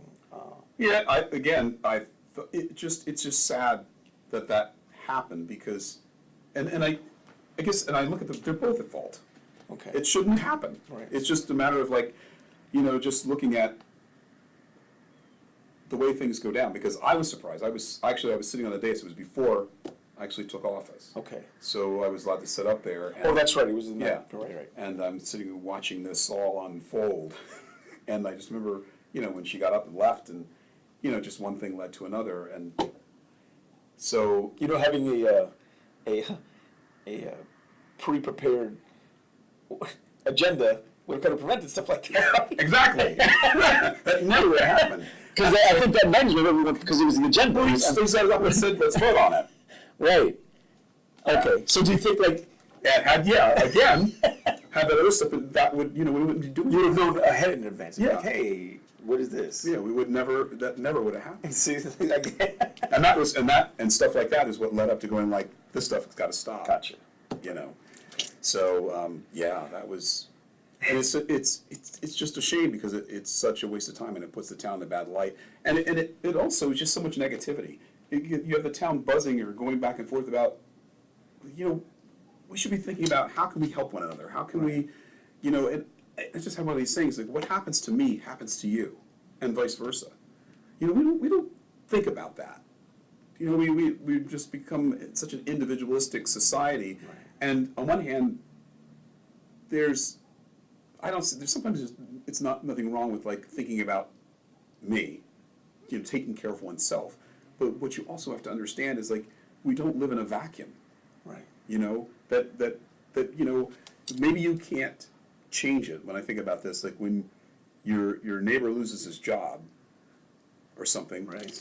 nothing you can do about it, but they're going under, but that affects you. It does. When he can't keep up his property, when he can't keep up the mortgage payments, when when they lose the house, when it's sitting there vacant, Right. it affects you. Not to mention if you're friends with them and you care about Right, them. exactly. When somebody's sitting over there and they're hungry, Right. it's like and what happens to each one of us, happens to the other. And granted, you can't fix everything, but it's just sometimes a matter of caring and thinking outside of yourself and remembering that, what happens to this person, and it's one of these things. As life goes, it's like we don't live in a vacuum. Everything is almost like a domino effect. Right. All the stuff that we complain about now, all the downtown looks like this, and yada yada yada. We got to fix that. It didn't happen overnight. Okay. It didn't happen. This has been happening over a period of years, and it's going to take a period of years to change it.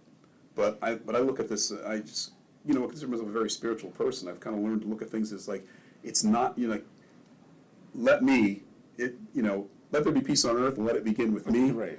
Let the change in me reflect the change I want to see. It's having that kind of stuff happen, like changing, my attitude Right. toward things. It starts with me to make things outside of me change. Right. And So you're saying when you think of yourself, don't think of yourself first. Think of yourself as part of something. as part of something. Okay. Yeah. Right. And the thing is, what's really kind of scary sometimes, and I'm part of that is in learning is that sometimes we look at things and we go like, what I do or I say doesn't make a difference. Yes, it does. Like we were talking about before, everything happens for a reason. Everything happens for a reason. Right. It's just like you do make a difference. Okay. You can make a difference. It doesn't mean you have to change the world, but I've been amazed in life how I've had people come up to me years later, and I think everybody's had this experience. You get those little things on Facebook or Right. whatever of the kid who Right. who didn't commit suicide because he got the note from somebody Yeah. saying they cared. It's like that when people have gotten back and said, I've gone to my high school reunion. When I went to my first one, it was my 30th. But and having people tell me, said like, oh wow, you were such a nice person, and I really liked you, and you did this, and you have no recollection of this. Exactly. But that kind word, that being who you are, and I've run into it here, everything counts. Okay. We can do so much for one another by remembering that, just sometimes smiling at somebody as Right. opposed to frowning, Okay. And so the first aid, and just for clarification, the first aid was removed as a first responder for the town, and it happened last year in July, right? I think, or was it 2 years ago, 2016? It's always been 2 years. So at that, during that year, you were the liaison to the first aid, and there was a vote, and the vote was to remove the first aid and to use the county. And like we were talking about, beyond, the hard decisions, there were these human beings who were volunteers who did nothing. They loved it. They would do it for free. They did do it for free. But there was a point where the council and the governing body as a whole made a decision. If you could talk about that and that vote and your feelings on what's come of that. Mm-hmm. Well, And this is one of those hard. it was a very hard decision. Right. It's one thing. It's what's really interesting is all the stuff in hindsight, Okay. because there's a lot of things, getting up to that point that I didn't know. One thing is that, thinking about the fact that there was a liaison before me and one before that, where these issues have been going on. Come to find out, these issues have been going on for years. That there was a time way before me that there was proposal for them to be, taken off as the first responders. All right. It was nothing new. Okay. That's one thing. The other thing is that, in terms of what happened, especially to the rank and file, all the kids that were in there, that I felt, most horrible about. And the fact that, it'd been there for 75 years. I have a great respect for tradition and for something that's lasted that long, and just volunteerism, the work and effort that those people put in to be there. I mean, even a couple months before, one of the volunteers had started a garden, right? Mm-hmm. Yeah, I mean, it just, and I spoke honestly in terms of telling them how proud I was of them and everything else. But these things were evolving, and they were, and that's the whole thing is, it was really interesting to find myself being the scapegoat for this. People, it's like, but the thing is, like, it's also that growth and learning, and that's defining what a liaison is. I'm not there to be your cheerleader. Okay. I'm not, the liaison is not there to be your cheerleader. The liaison's not there to tell you what to do.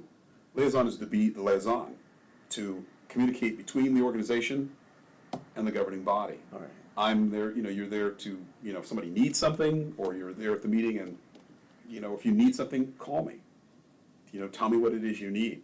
I take it back to the governing body, and there's many times I just, but those that found out the calls weren't coming to me, they were going to, I'd see the emails going to the mayor or somebody else and finding out about stuff later. And like one of the things is that they were saying, and again, I don't know that you weren't at some meetings as a liaison. Correct. And like they felt that was kind of, again, whether it was scapegoat or just honest sincere feelings. The thing is, it wasn't going to change anything. Okay. I mean, I don't. The liaison is not. There was a bigger issue than an bigger issue. Just not. Okay. And the thing is, it's really these things in terms of what, especially in an organization like that, whether or not they're answering the calls and things like that, that stuff they're not reporting it to you. Okay. This is stuff, and what was missing in this whole thing were two people that didn't show up for that meeting. Okay. And that being the police chief and the fire chief, All right. who were two of the biggest advocates, along with the mayor, to disband them. Okay. Because there were closed session meetings. They were when they were talked about. adamantly vocal Okay. about that this had to be done. And that's important because they were the professionals. Yes, they're the professionals of which you're taking, and not a. You're the guy. Yeah, I'm the guy because I'm liaison, and it's like I didn't just vote. I don't make the decision. And it was unanimous as well. No, it right? was not. Oh, that's right. I'm sorry. It was two councilmen voting. And that I found disturbing insofar as, I look at it as like a total political move, because those two people were in on all the meetings. Okay. I love Joe Podolsky as a person, I really do, honestly. But he was there at all those meetings and said not a word. Okay. All those meetings, nothing. And, and later on, Mike Connolly was in on all those meetings. He sat back there with me and talked about, this is terrible, we got to do. And then to turn around and do that. Okay. Because the thing is, it wasn't just like, it wasn't a matter of like, I like them or I don't. In terms of the first day support, so I like them, I don't. We're talking about public safety. We're talking about, I'm thinking, by virtue of learning some of the things that I found out, things that I'm being told by the fire chief, things I'm being told by the police chief, the mayor was most adamant and vocal about them being disbanded and going to the county. I'm looking at this and thinking about, my God, what happens if I have to dial 911? Because there was this whole thing of that there was some backroom deal and the county got, it was just some kind of. There was no backroom deal. Okay. It was just like, no, absolutely not. All right. But it's a matter of public safety, period. All right. And this is it, and it's like, come to find out, like the history of it, it's not something that just happened then. Right. It's been going on for a long time. Because they were taken from a 24/7 operation to kind of a 12/7 operation, right? Where it was like 7 to 7, and then even that. And again, just my understanding from the statistics and what was provided, it was that they weren't answering calls 24/7, and the 12 hours, 7 days a week, and then it turned out to like 12, 5 days a week, right? And those calls were still not being. It didn't improve. It looked like. Well, that, and one of the things is, as they were having just, problem with staffing, people weren't showing up, or the thing is of not having enough people to do the runs, then not calling and saying, hey, we can't do this ahead of time. Right. So that people are, the calls are coming in to dispatch, they're not getting an answer, and then you've wasted all that time. Right. Now going to the secondary as opposed to going to the secondary Yeah. first. So all those were issues that led to it, but yes, it was a really difficult decision, and I'm very upset about it to see that something of. Because there's still people who are very genuinely hurt. If you had an opportunity to just sit with them and or just express to them, what would you tell them? The people who we got backstabbed. They threw us away. They threw us under the bus. They don't care. What would you, if you had an opportunity to say something to them or talk to them, in a playing field where they're not emotional but willing to listen? What would you want to say to them? I want to say that I'm very sorry that this happened. That it was, it wasn't about anything about you personally, and that for myself, and I'm sure for the rest of the governing body, have a great respect for what you do and for the whole organization lasting. 75 years. I love it. It's part of the town. It's part of, what's been going on. It's something carried on for years. Right. But by virtue of the what was going on with the lack of volunteerism and being able to maintain it, and communication, and also the fact that I remember sitting down with the attorney, and then that's the stuff that never came out that nobody, Right. I wouldn't say it, but is that I was one of the biggest proponents of trying to figure out actually behind the scenes of like, what can we do? Okay. Is if there's an issue with the leadership, what can we do? And come to find out, there's nothing. Okay. They're their own entity, and I'm starting to figure out. I said, well, how does this work? How, is it? Are they hired by the borough? Are they, arm of the borough? What power do we have to either change things or give direction? And come to find out, there's none. They're just in this place. So it's either keep them or don't. Gotcha. And without any type of influence to do anything except to say that this isn't happening, make this happen, and it not happening. Right. We're stuck with those. So those were the only two choices. Those are the only two choices. They were like and then they had come with a proposal and stuff like that. But you're saying as a governing body, you only had two choices. You have no influence, or you can't appoint people. No. That's their own thing. No, you so can't. the two choices were keep it as it is, or let it go as it is, right? And you're stuck with that. And the people don't know that during that meeting, that last time we went out for closed session, that was me Okay. saying, I want to talk about Because this. there were 3 closed sessions. Yeah, I want to talk about it one last time. Really? Okay. Yes, I took them in the back and said, Okay. are you sure about this? Are we sure that this is what we're going to do? Okay. All right. Nobody knows that. Okay. And I went down through everybody and said, look, All right. and everybody was, so there was no changing any minds or anything like that. Was anybody got a last minute idea? So even though you wanted to keep it, you ended up voting no. So how would you, to someone who says, well, then why did he vote no? Well, no, why did he vote I to wanted to keep it, but there was, there's no resolution to that. How there's no fixing it. Okay.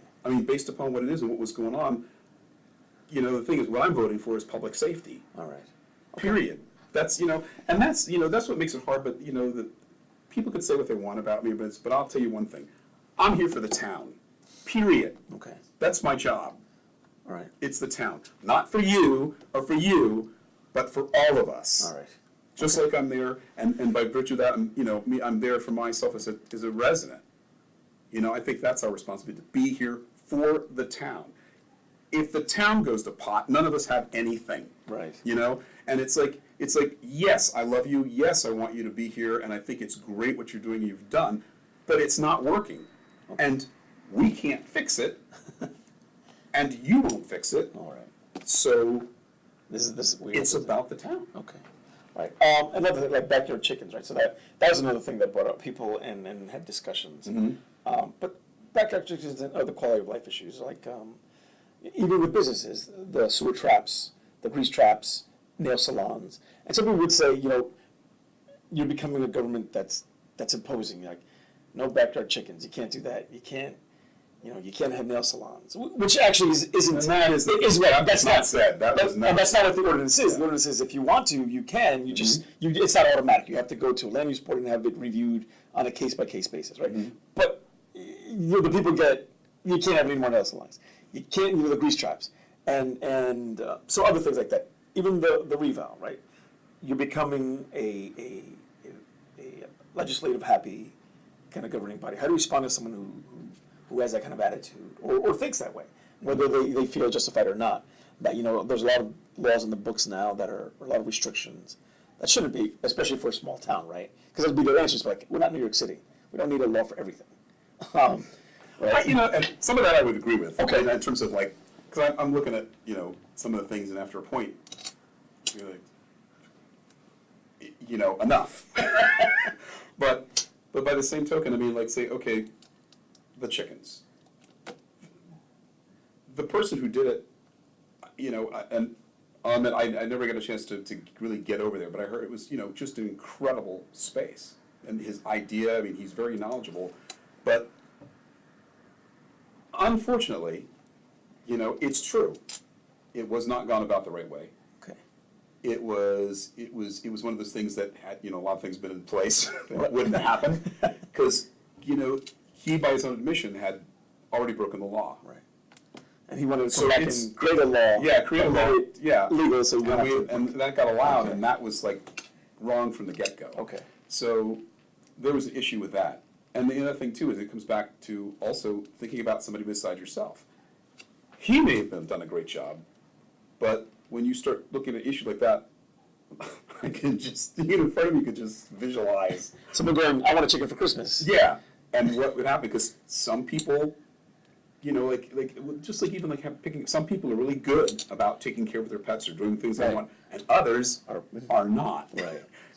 And certain things. I definitely don't want a puppy, and then dad ends up walking it for life because the kid is like, I don't want to take care of a puppy Yeah. no more. And it's like, but it's in other things have bigger consequences. Okay. In the case of like to health issues and everything else, and noise issues and quality of life, not for just this person, but for Well, not even the individual, because by all accounts, he was top notch. yeah, Right. yeah, and that's great. Right. But how do you say, well, okay, we judge him to be good, so he can have it, but not the rest of you. Okay. And then you look at who's going to police this.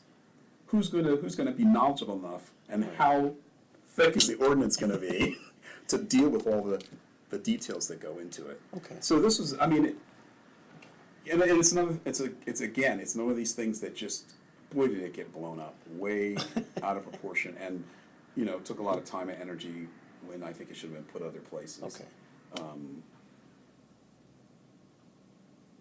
I feel for him as a pet. I mean, for as a family, and Right. and the idea is really good, but it just didn't really seem to fit. You think again, let's whoa. Mm-hmm. It's a great idea. It's easy, but let's really think about it. But again, it's one of those things you're not looking at. It's not about the individual. It's about you're coming and asking for something that's not just about you. It's going to affect everybody. Right. And he still had a chance to. He could have gone through the land use board. I mean, it would have been expensive. And it would have been the thing is, had he done that in the first place, Then it'd have been. then even after it was Right. because initially it was said no. Had he gone that route, Who knows, right? Who knows? Because like, there was a woman who, I was there, she had a little, it's not a potbelly pig, but a little pig. And she went, and she got it, right? And she has it. And again, it keeps the control because this individual we know is going to be, but it doesn't open the door for everyone else. Correct. And for him, and to be honest, for him, it was a matter of financing, because that's a lot of money. I mean, the woman paid about $2,000. Not for the pig, to application, notify, to go to the meeting, pay for the professionals, to do all these things, right? So that's how invested she was. Yeah. So it's not that it was forbidden, it's like, he could have gone, he just decided not to. Okay. And the townwide revow. It was something that needed to be done. Okay. It That's was- another not feel good thing. Right? Yeah, it's not feel good, but it had to be done. We were behind on it, and I guess other towns were mad at us because we did it, and it just kind of like, you had to bring that up, didn't Right. you? And Because now the town's starting. yeah, and other places had to look at getting it done. So it's, some of the things in life, I mean, these things, they're hard. They're hard decisions. But as I keep saying, somebody's got to be the grown-up. Somebody's got to do it. I mean, why, just because it's painful, wait down the road and do this stuff? Because in doing this, yes, it's a difficult process. You got to let people in. Adjustments have to be, but now it's done. Right. Something that the government, that we're looking at, that we haven't had a revow, and it was like over 20 years, I think, something like that. Yeah, that needed to be done. Just, because you talk about we want to bring the town up, we want to do this. Well, there's certain things that. So do you think that was a key mechanism in the whole, let's bring the town up? Yeah, it's Okay. part of the process. To get us up to date as far as like knowing what the values are. Right. And Because they were 1980 rates, right? Mm-hmm. That's what the value was. Like, my house was $65,000 when I paid nothing close to that. yeah, can you imagine like having to sell it for Isn't $65,000? that right? Yeah. Okay. So if anything else, you're getting to look at your house for the real value that it is.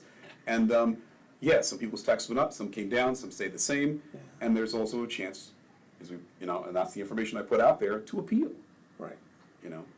And it's just, it's part of it. It's one of those hard things, but hey, it's about moving the town forward. It's about keeping us up to date. And with all those decisions you made, do you look back and go, I should have voted differently, or are you comfortable with the decisions you made? Because we're all human, right? Sometimes you're like, oh man, I should have done something else. No, I mean, in terms of that stuff, I mean, based upon, all you have is the situation as it is at hand, and the information that you have. Right, that's And you're dealing with that, and you're dealing with all this information that's being given to you from your professionals. okay. Because, anybody that ever does this, that's one thing you're going to find out, that it's a daunting thing when you come in, when you find out how much you don't know. That's one of the key things. So, I got to say, anybody who's running to do this for the first time, you don't know what you're getting yourself into. If you really planned for you to do this and not what somebody else tells you to do. Right. And you also, you really want to make some good decisions if you really care. It's not easy, and it's a lot to know. Okay. So get prepared to ask lots of questions, and do your best to look into things and make the best decision you can. Okay. To touch, you had something said about that, and I'm sure you've heard about it, that so you're married to the former mayor. Mm-hmm. Now that he's now on council, and all you are is a puppet to him, or a puppet to whatever he says. And you talked about, it's like you came in there on your own. How do you're just like, that guy, he's just whatever he's told to do, he'll do, or You got to be kidding. There's a lot of things I do, Okay. but I don't do what other people tell me to do. All right. And And there's been times on council where you've. I agree, and there's been times, then there's times I'm listening to what he's saying, and sometimes I'm going to myself, cut him off. I am, and I was like, he's my husband, I love him, and I have the greatest admiration and respect for him because he is knowledgeable. Okay. And I think we're very fortunate to have him up there. The thing is, I'm sorry, people can say what they want. Nobody, including the mayor, nobody sitting up on that dais has the background, the experience, and the knowledge that Joe DiOrio has. Okay. No one. No one. Barely, and even possibly some of the professionals sitting up there. Okay. So he is a CFO, he is a QP, Right. QPA, QPA. QPA, yeah. He is all those things on a day-to-day basis. He has been the administrator for a town and the CFO and QPA. So, am I his puppet? No. Okay. Do I seek his advice or is his professional, insight and information? Oh, heck yeah. I'd be an idiot not to. Okay. And I think it would be like, it's like I'd be stupid not to look there, but whose decision? I make my own decision. Okay. We need to talk about things. I don't agree with everything, and I express my opinion because it's about coming from another point of view. What about this? What about that? All right. So don't even, don't please. Okay. And I think if anything else, again, I just put out there, you should applaud the fact that he's there. And I'm not saying that because he's my husband. I'm saying it because, if you just look at, there's somebody up there that actually knows what's going on. Okay. And if anything, you want to sit there and ask him questions and listen to his point of view, but make up your own mind. Okay. And ask. So you're saying like everyone else, you're open to, if he was someone else, if it had been, Carl Hawkinson, who was the mayor for 6 years, and he was on council. If he knew what he was talking about, and he had that, yeah. Okay. And you'd still end up making your own decision, be like, you know what, thank you, but this I don't, for whatever reason. Because even with all the knowledge, Right. there's you're looking at a specific issue, and you can say this, that, and the other, and then sometimes I question like, well, where are you coming from that? With that, I said, I hear what you're saying. I said, but are you talking from this point, or are you talking from that point? Okay. And. All right. And that's me. So the decision is left up to you, is what you're saying. Yeah, So, yeah, okay. yeah. All right. So property taxes, that's I'm sure it's if not, besides the parking, it is the big thing that people always tell you about. And over the years, you've been, I think, the finance chair. I was finance chair for my first year there. They kind of Right. That was nice. That's nice. threw me in there.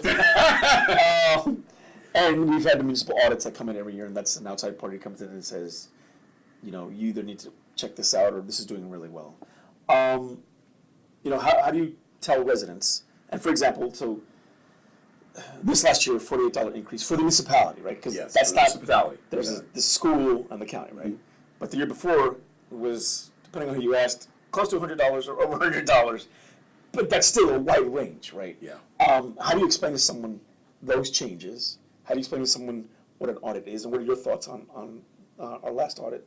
And how can you tell people, I'm going to do the best job I can to keep your taxes, maybe not as low, but as stable as possible? Okay. Well, I mean, start out with one thing is like even understanding the taxes. Okay. Because we have control over one thing, the municipal budget. That's it. The county taxes and the school taxes, we have no say on that. Right. Those have to be paid before we, at the municipality, get any money toward the municipal taxes.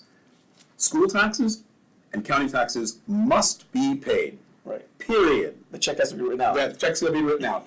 And we have no say about how much they are. Okay. So, Although you collect all the money. yeah, we collect. You're just like, I gotta pay this. We got, it has to be, and that's the law. Right. And it's So- the bill. It's not like, can we negotiate? It's like, No. this is the bill you gave me. I got to write a check for $18 million. There's no, Here you go, here's your check. can I do some of this later, no. Okay. So, that's one thing to get people to understand, and hey, it's an education, but know that. It's Okay. like, we have no say over that, and if you really want to do something, again, go to the school board meetings, nobody's there, Right. and I'm not even gonna go there with, a couple of the recent things, but show up. Okay. And when they're doing their budget, and ask some questions. Don't misunderstand me. I am probably top number one advocate for education. It is everything. It is everything. And even I, as a person who does not have children, Right. like that would be the other argument. Why am I paying these school taxes on my children? Well, it informs your life. Okay. It does. It informs your life. It informs your quality of life because these kids to whom we're giving this education, who would be educated in this town, are the future residents. Not to mention the fact that they are now the residents. Their behavior, their level of education, their physical, their mental well-being is something that affects and helps, embellishes all of our lives. Right. So, we're all invested in it. Now, the other part is that, but then you have the decision makers, and part of it is, as citizens, if it's that upsetting, get involved and show up at those meetings and ask the questions about where's this money going? Why do you need this? Why are we paying that? Because as a town, we have no control over that. Right. And But the part you do have the control over. but you do have control over are the local municipal taxes. Right. So on that end, you've been to the budget meetings. Right. We every year we get every department's ask Right. for various things, and the questions are asked: do you really need this? Do you really need that? What's the reason for this? And we really seek to make the best decisions possible. Not to mention the fact that many things that come up during the year, like the thing with DEP, Right. where this thing had been sitting there for years, and out of the blue, DEP shows up. Again, before you came, It'd be- even before you moved in. Yeah, oh, yeah, this has been going on way before I came, but the thing is, it's like, okay, it's here now, I gotta deal with it. Right. And I'm in this position where it's somebody else's mess, but You gotta clean it up. hey, I'm sitting here now, Right. What can I do? Now I'm gonna have to make some decisions, help make some decisions Right. to deal with this. So, and I think we've got a wonderful CFO, and we're all working with the professionals and looking at things, and I just really have to, again, my compliments to our clerk for his, he's very well spoken, articulate, he's, intelligent and a good communicator, and just his handling and dealing with, for lack of a better phrase, with the DEP and everything Right. else to get these things taken care of, and seeing these through. He's been very judicious, and he's just wonderful at taking care of this thing and reporting of the information. And I think we're for all that this is, Right. it could be a lot worse. Okay. And it's coming together. It's just one of those things. Here it is. So we have to. And that affects the budget, right? We have to. Yes, it Right. affects the budget. It's having to take out all those the bonds to be able to pay for this. Right. But again, it's part of taking care of the town. Okay. Because if you don't take care of it, then we're looking at fines. Right. And It's not gonna go away. it's not. It's not gonna, okay, guys, You you're can't just sweep it under the rug or saying, "Oh, no, we don't feel like taking care of that right now." Right. It has to be dealt with. And so audits is the other part. So the budget is the pre, and the audit is the post.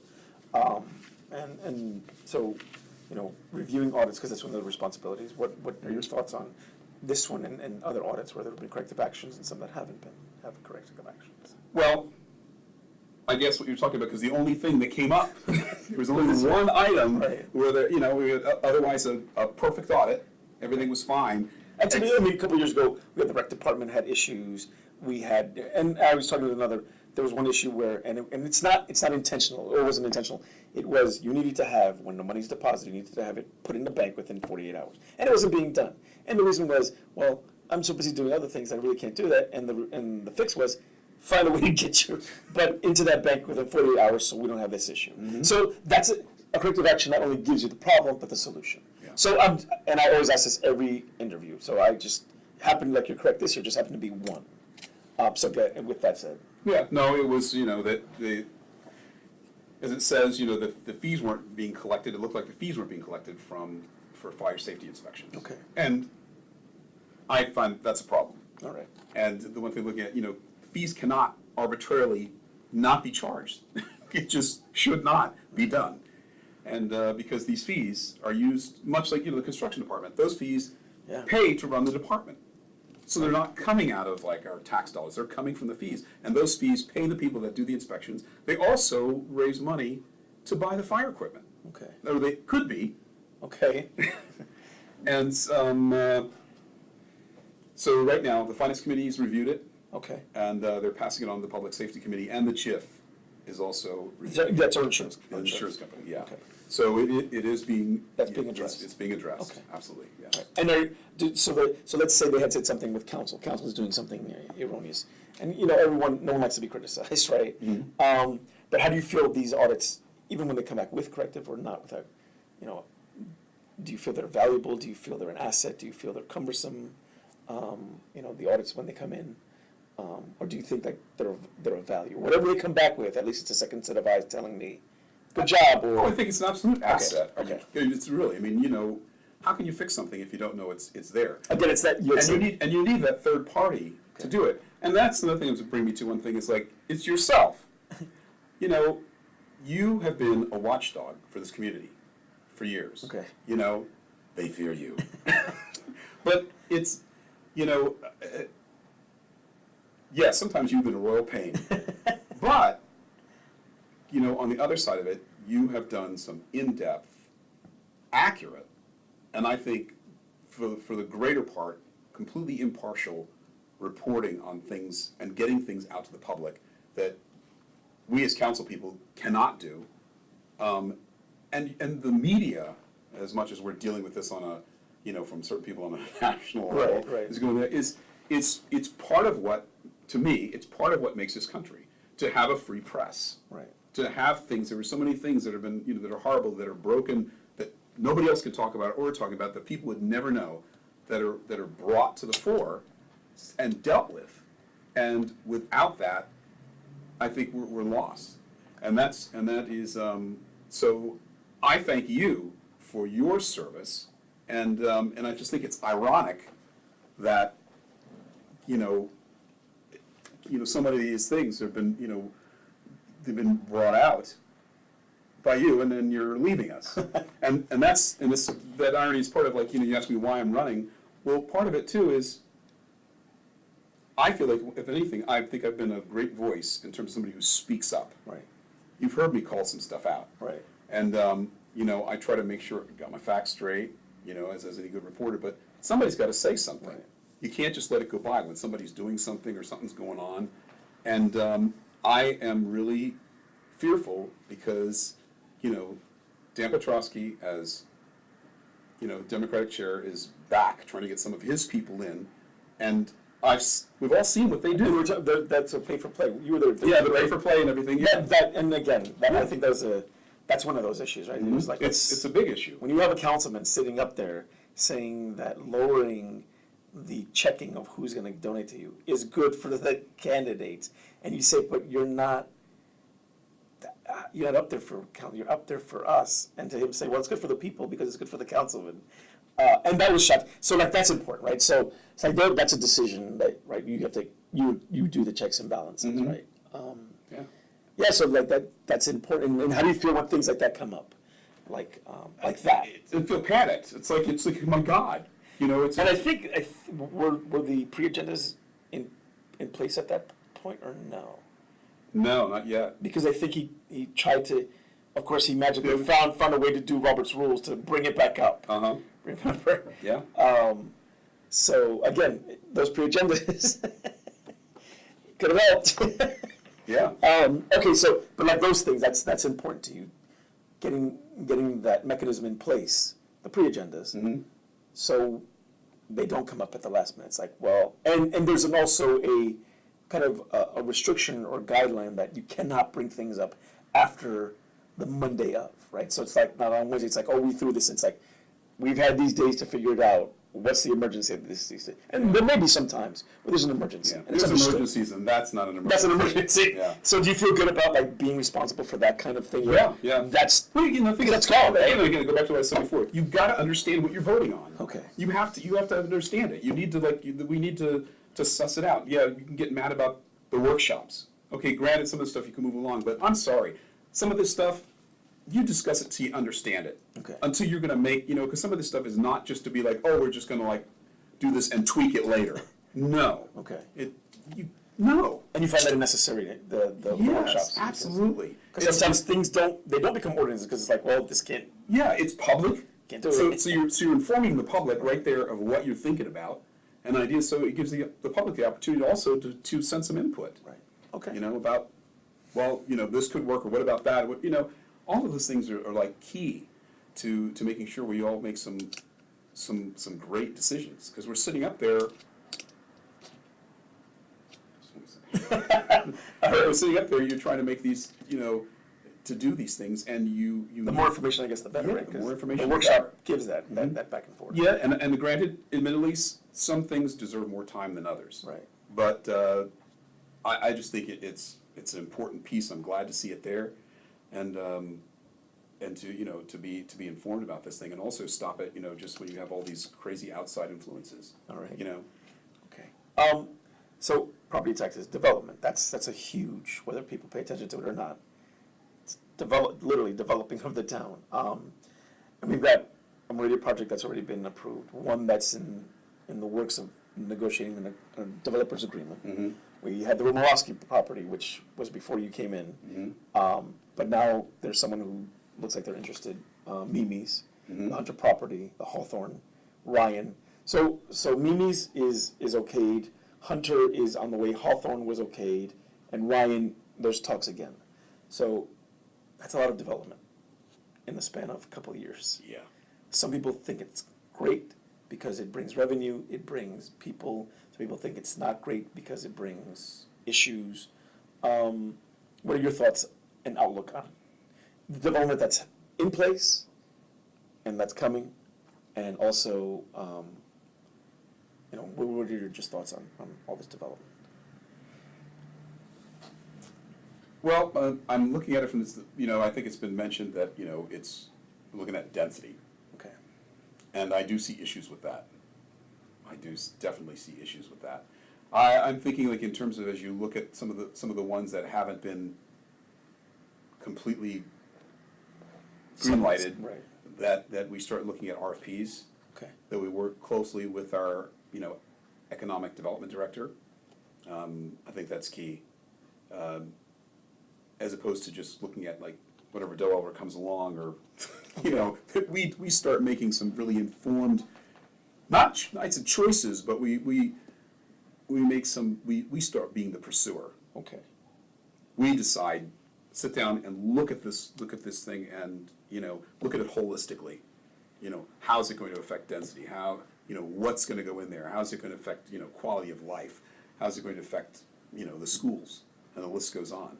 To actually take a holistic look at all these things and pursue them that way. Okay. And that meaning the RFP, the economic development director, and just how council reads through these things. Hence, the those last few meetings before the approval of the development Okay. agreement. That was so, I just got tired of, like, these people sitting there, and even the attorneys trying to rush us into this.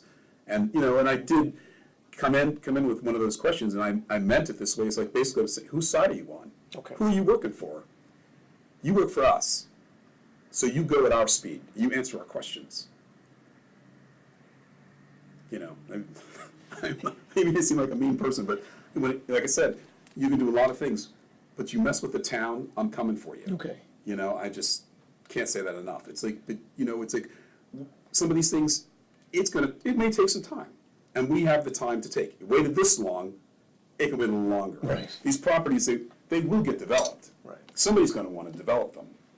Right. I mean, that's my belief, and I don't think in terms of, like, rushing into it. I don't know what's going on around it, but if I have anything to do with it, I want to see the best decision made for the health of the town, not to put money in the developer's pocket, Right. or not to be rushed by the attorney.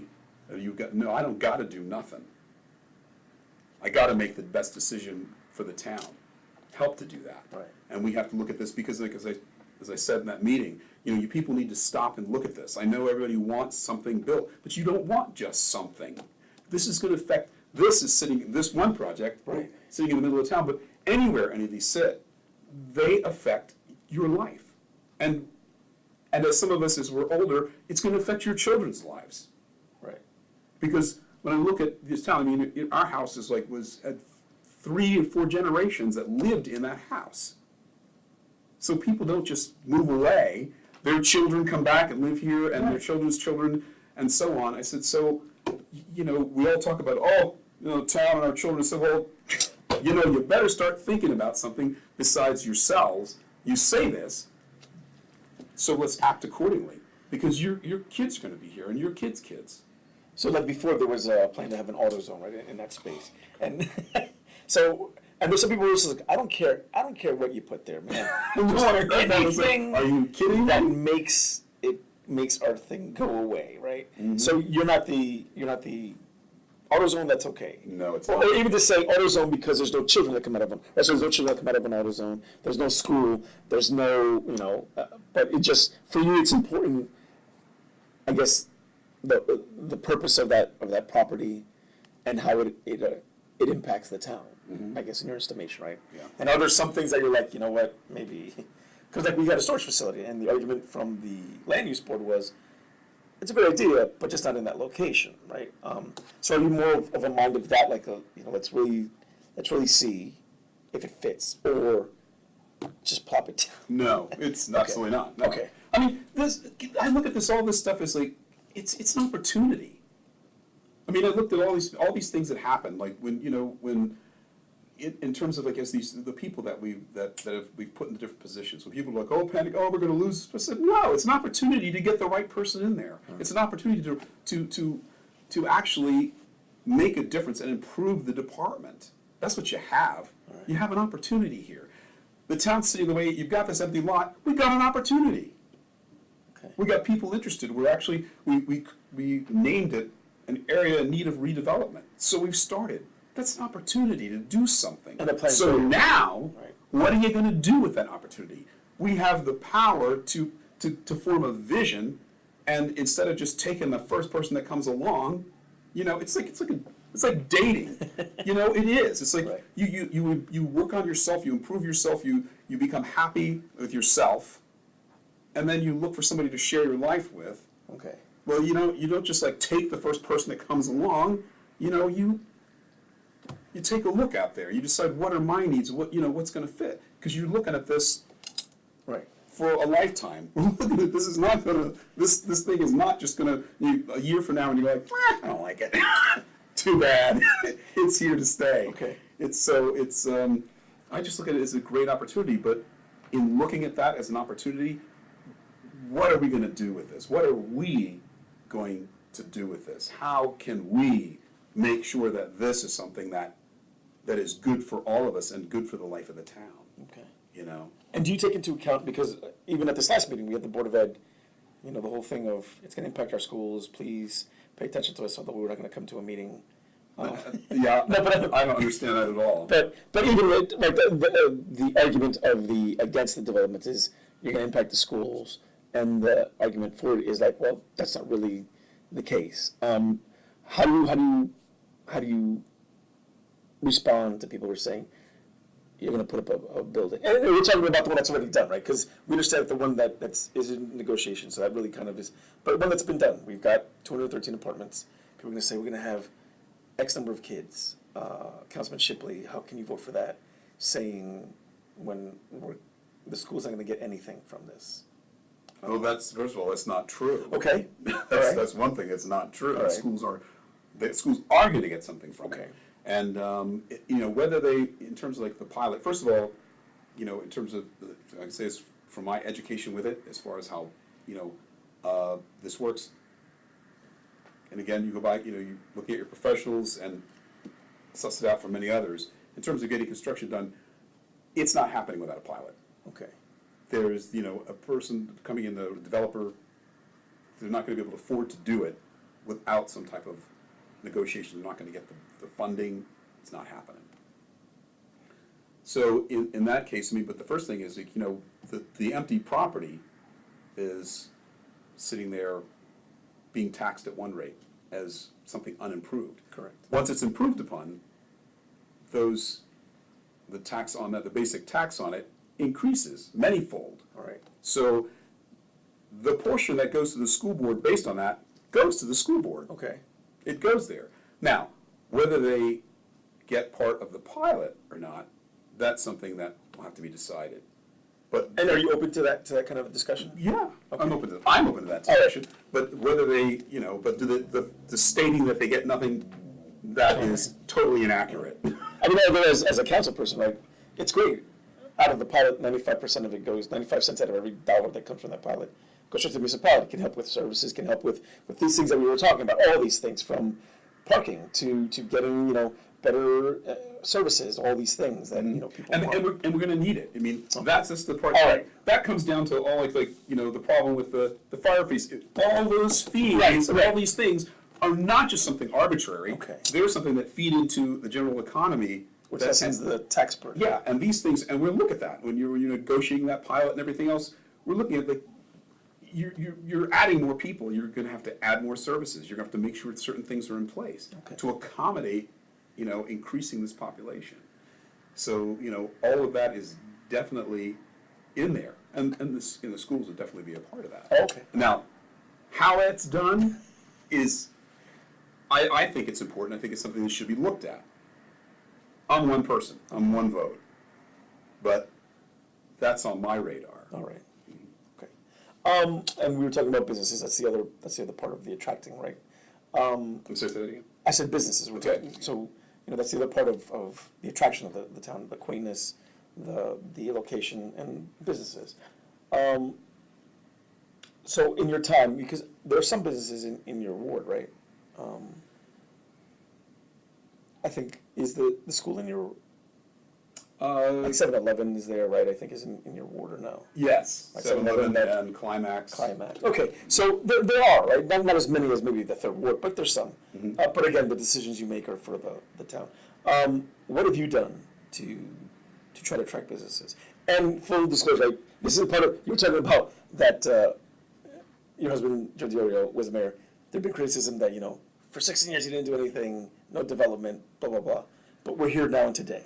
And what have you done as councilman, either as part of a team or in yourself, to bring and keep businesses in the borough? And on the other hand, where we have, the nail salon ordinance, the grease trap ordinance, what do you plan or what do you have in place to help with attracting maybe the right business or businesses in town? Well, I think one of the more important things we've done is getting the economic development director, and that's been a long. That's been another long process. That's been since the budget, I think, Of right? talking about it. I think another proponent of it. It seems like it seems off the beaten path, but it's also, I think, a big part of it, and that's the arts. Okay. I know, I think I've been criticized. All it talks about is the arts. Well, guess what? The arts have developed. Says the electrical engineer. Yeah. Who's in the middle of the ocean. Yeah, yeah. Who worked in all these things. So Yeah. But the arts have been the making Okay. of many a town in terms of, just blown it out of the water because of, and I'm sorry, I can't, it's Hammondville or something, I can't think of the name, but, a lot of the stuff I attended the classes at the New Jersey League of Municipalities. Okay. And, some of the seminars on just economic development, and one of the things that's been key has been, arts development. Okay. Towns that had, small theaters in there, which helped open restaurants, which helped open other shops, people staying open later, because you're attracting this crowd, which, Right. Evolved into, a myriad of other things. It's just. And you're involved with the, you're part of the arts committee, right? Well, I'm the liaison to the arts committee. And right. have been, one of the key people in with the arts festival. Right, which was, again, for the 5th year. Yeah. Mm-hmm.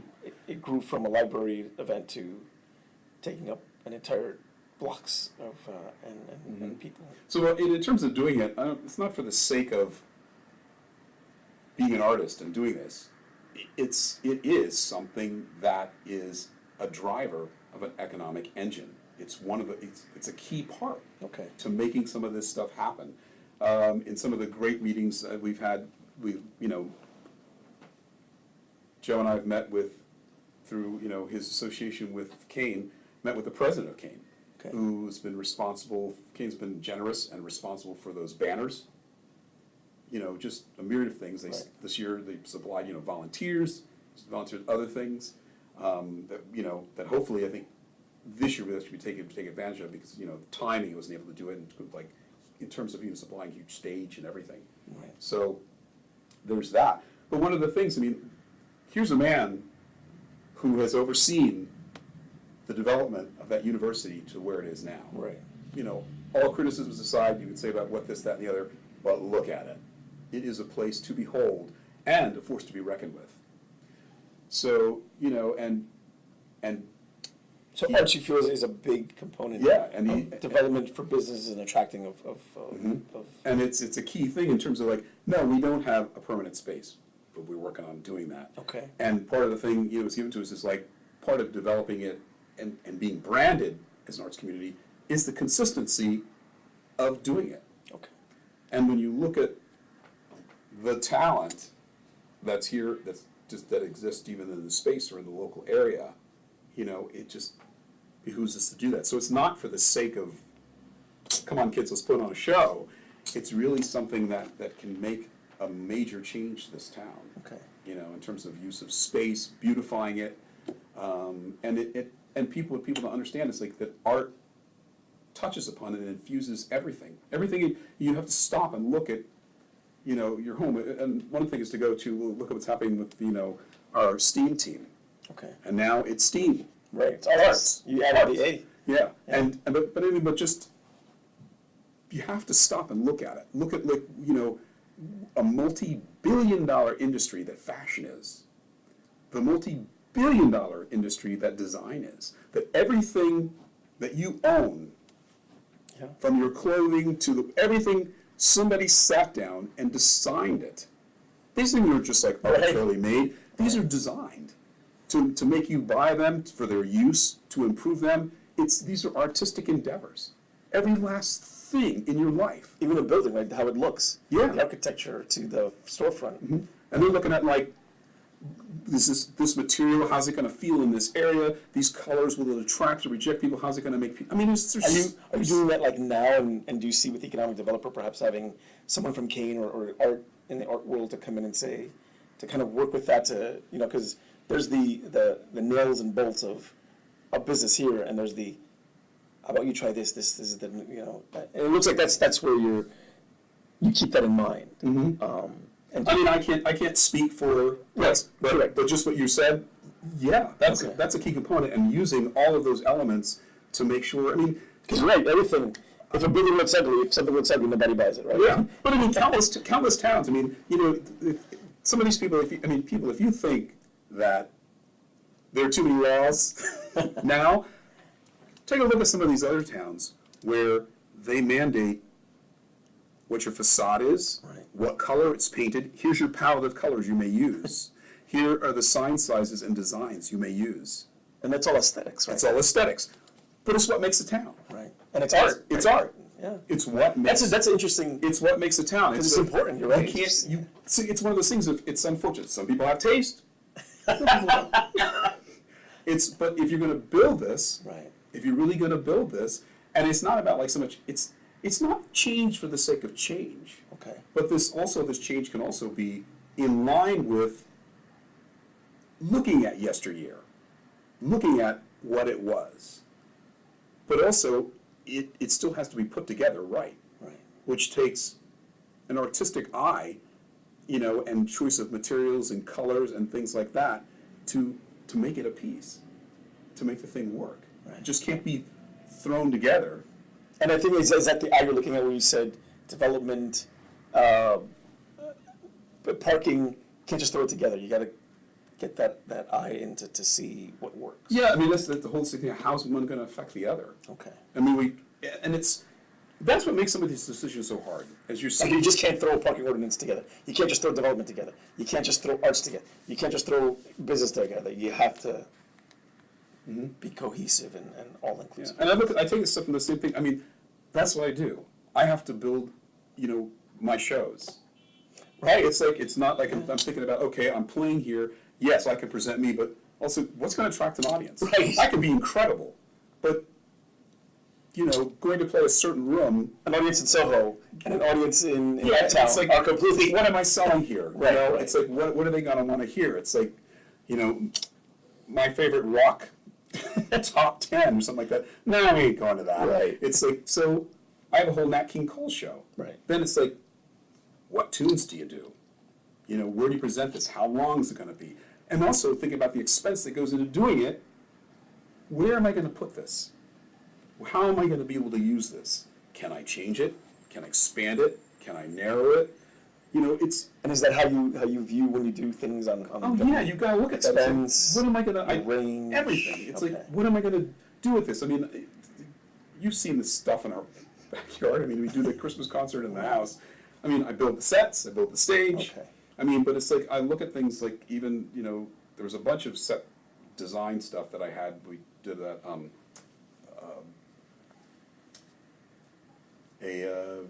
fundraiser Okay. for the marching band. And when we had the Donna Summer tribute artist. Okay. This girl's incredible. She sounds and looks just like Donna Summer. She's been filling theaters, and she came to do this thing. So I'm building the set Okay. and stage. I'm trying to come up with this set, but I'm looking at these ideas, things I can build, but I'm thinking about, okay, yes, I can spend this money, but what am I going to do with this later? Okay. And the scale of it. What's going to happen to all this stuff later? Much like, you know, same thing doing this stuff for the Arts Festival is there's all these ideas and things like that, but how is this economically going to be able to work Okay. to make this useful for other purposes and, you know, serve this purpose for this one? And is that what you're going to have in your mind when, say, the economic developer comes in and says, this is a plan? You know, this is our Cadillac. And you're like, I like it, but we don't have it. You know, we don't. Let's scale it down, or let's think, what are we going to do with this later, right? It's like this may be the fashion today, but you know, ice bucket challenges were fashion for a hot minute, but you know, there's never run anymore. So are you going to keep that when the professionals come to you, right? The people you've approved to say, give me something. Will you still, you know, trust them and follow them? I'll trust them, but That'd be yeah, okay. but exactly that. And have it explained to you so like you can understand. Yeah, Right. yeah. Okay. Yeah, I think you've seen me do that. It's Right. like, no, let's break it down, come with the acronyms. That's like, you know, it's like, no, you can't talk to me like one of your colleagues. I'm not. Okay. You need to explain that to me, and you need to, so the public can understand what we're right. what we're talking about, because I need to make a decision on something. I need to make absolutely sure that I understand what you're talking about. Okay.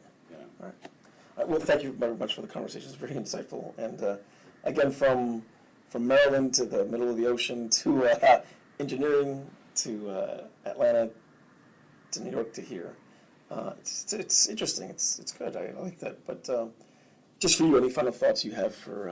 I just think in light of what you just said, I said, you know, I think like, you know, any person, and at least I think I'm aware. It's great I'm really happy in my life where I am now. I think I bring to this a whole person. You know, it just, like all that stuff you mentioned, nothing is for naught. What a journey. I've had a journey. It's been great. I've gotten to sing all over the world. Right. And, you know, and look forward to. Even on Broadway, right? Yeah, on Broadway, and look forward to doing more. It's great being with people that are incredibly talented and intelligent, and that's one thing I love to do is surround myself with people smarter than I am that teach you.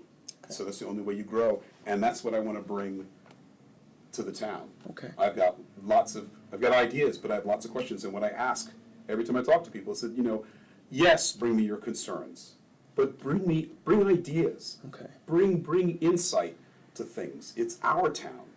And the thing is, I just want to see some more positivity happen here, and less of you, and more of we. And include yourself, because it is a we thing. It's not me. Quit pushing it off on somebody else, because that's what you'll get. You get what you give yourself. Right. So if you know, people come, I said, well, you didn't show up. You didn't speak up. So nobody reads minds. Show up, speak up. I don't know how many phone numbers. I got a website. I got an email. You can find me on the borough website. Okay. Call, you know. And if I don't answer, that's on me. Okay. But if you got an idea or something like that, right, call, show up at a meeting. Because some people have come up with some incredible things. Right. And the thing is, and you have seen it, sitting out there, there's been like 3, maybe 2. Yourself, Mr. Robertson, who stood up and given intelligent insight, rebuttal to various decisions that have been made, sometimes agreed with, sometimes not. But they have been, in most cases, they've definitely been honored, and things have been changed, tabled, canceled, rethought, because you brought forth an idea. So there's none of this, oh, you don't listen to anybody, oh, yes, we do. Right. But if you're not there, and you don't make an effort to have your voice be heard, then, that's on you. So I'm one of these people, I'm definitely open to it, and, I'm here for the town. Okay. I'm part of it, and I care very deeply, and, hope to be considered for re-election, because I feel like I've got more to do, and I think I'll do a great job. All right. Well, thank you very much. I appreciate it. Thank you. Take care.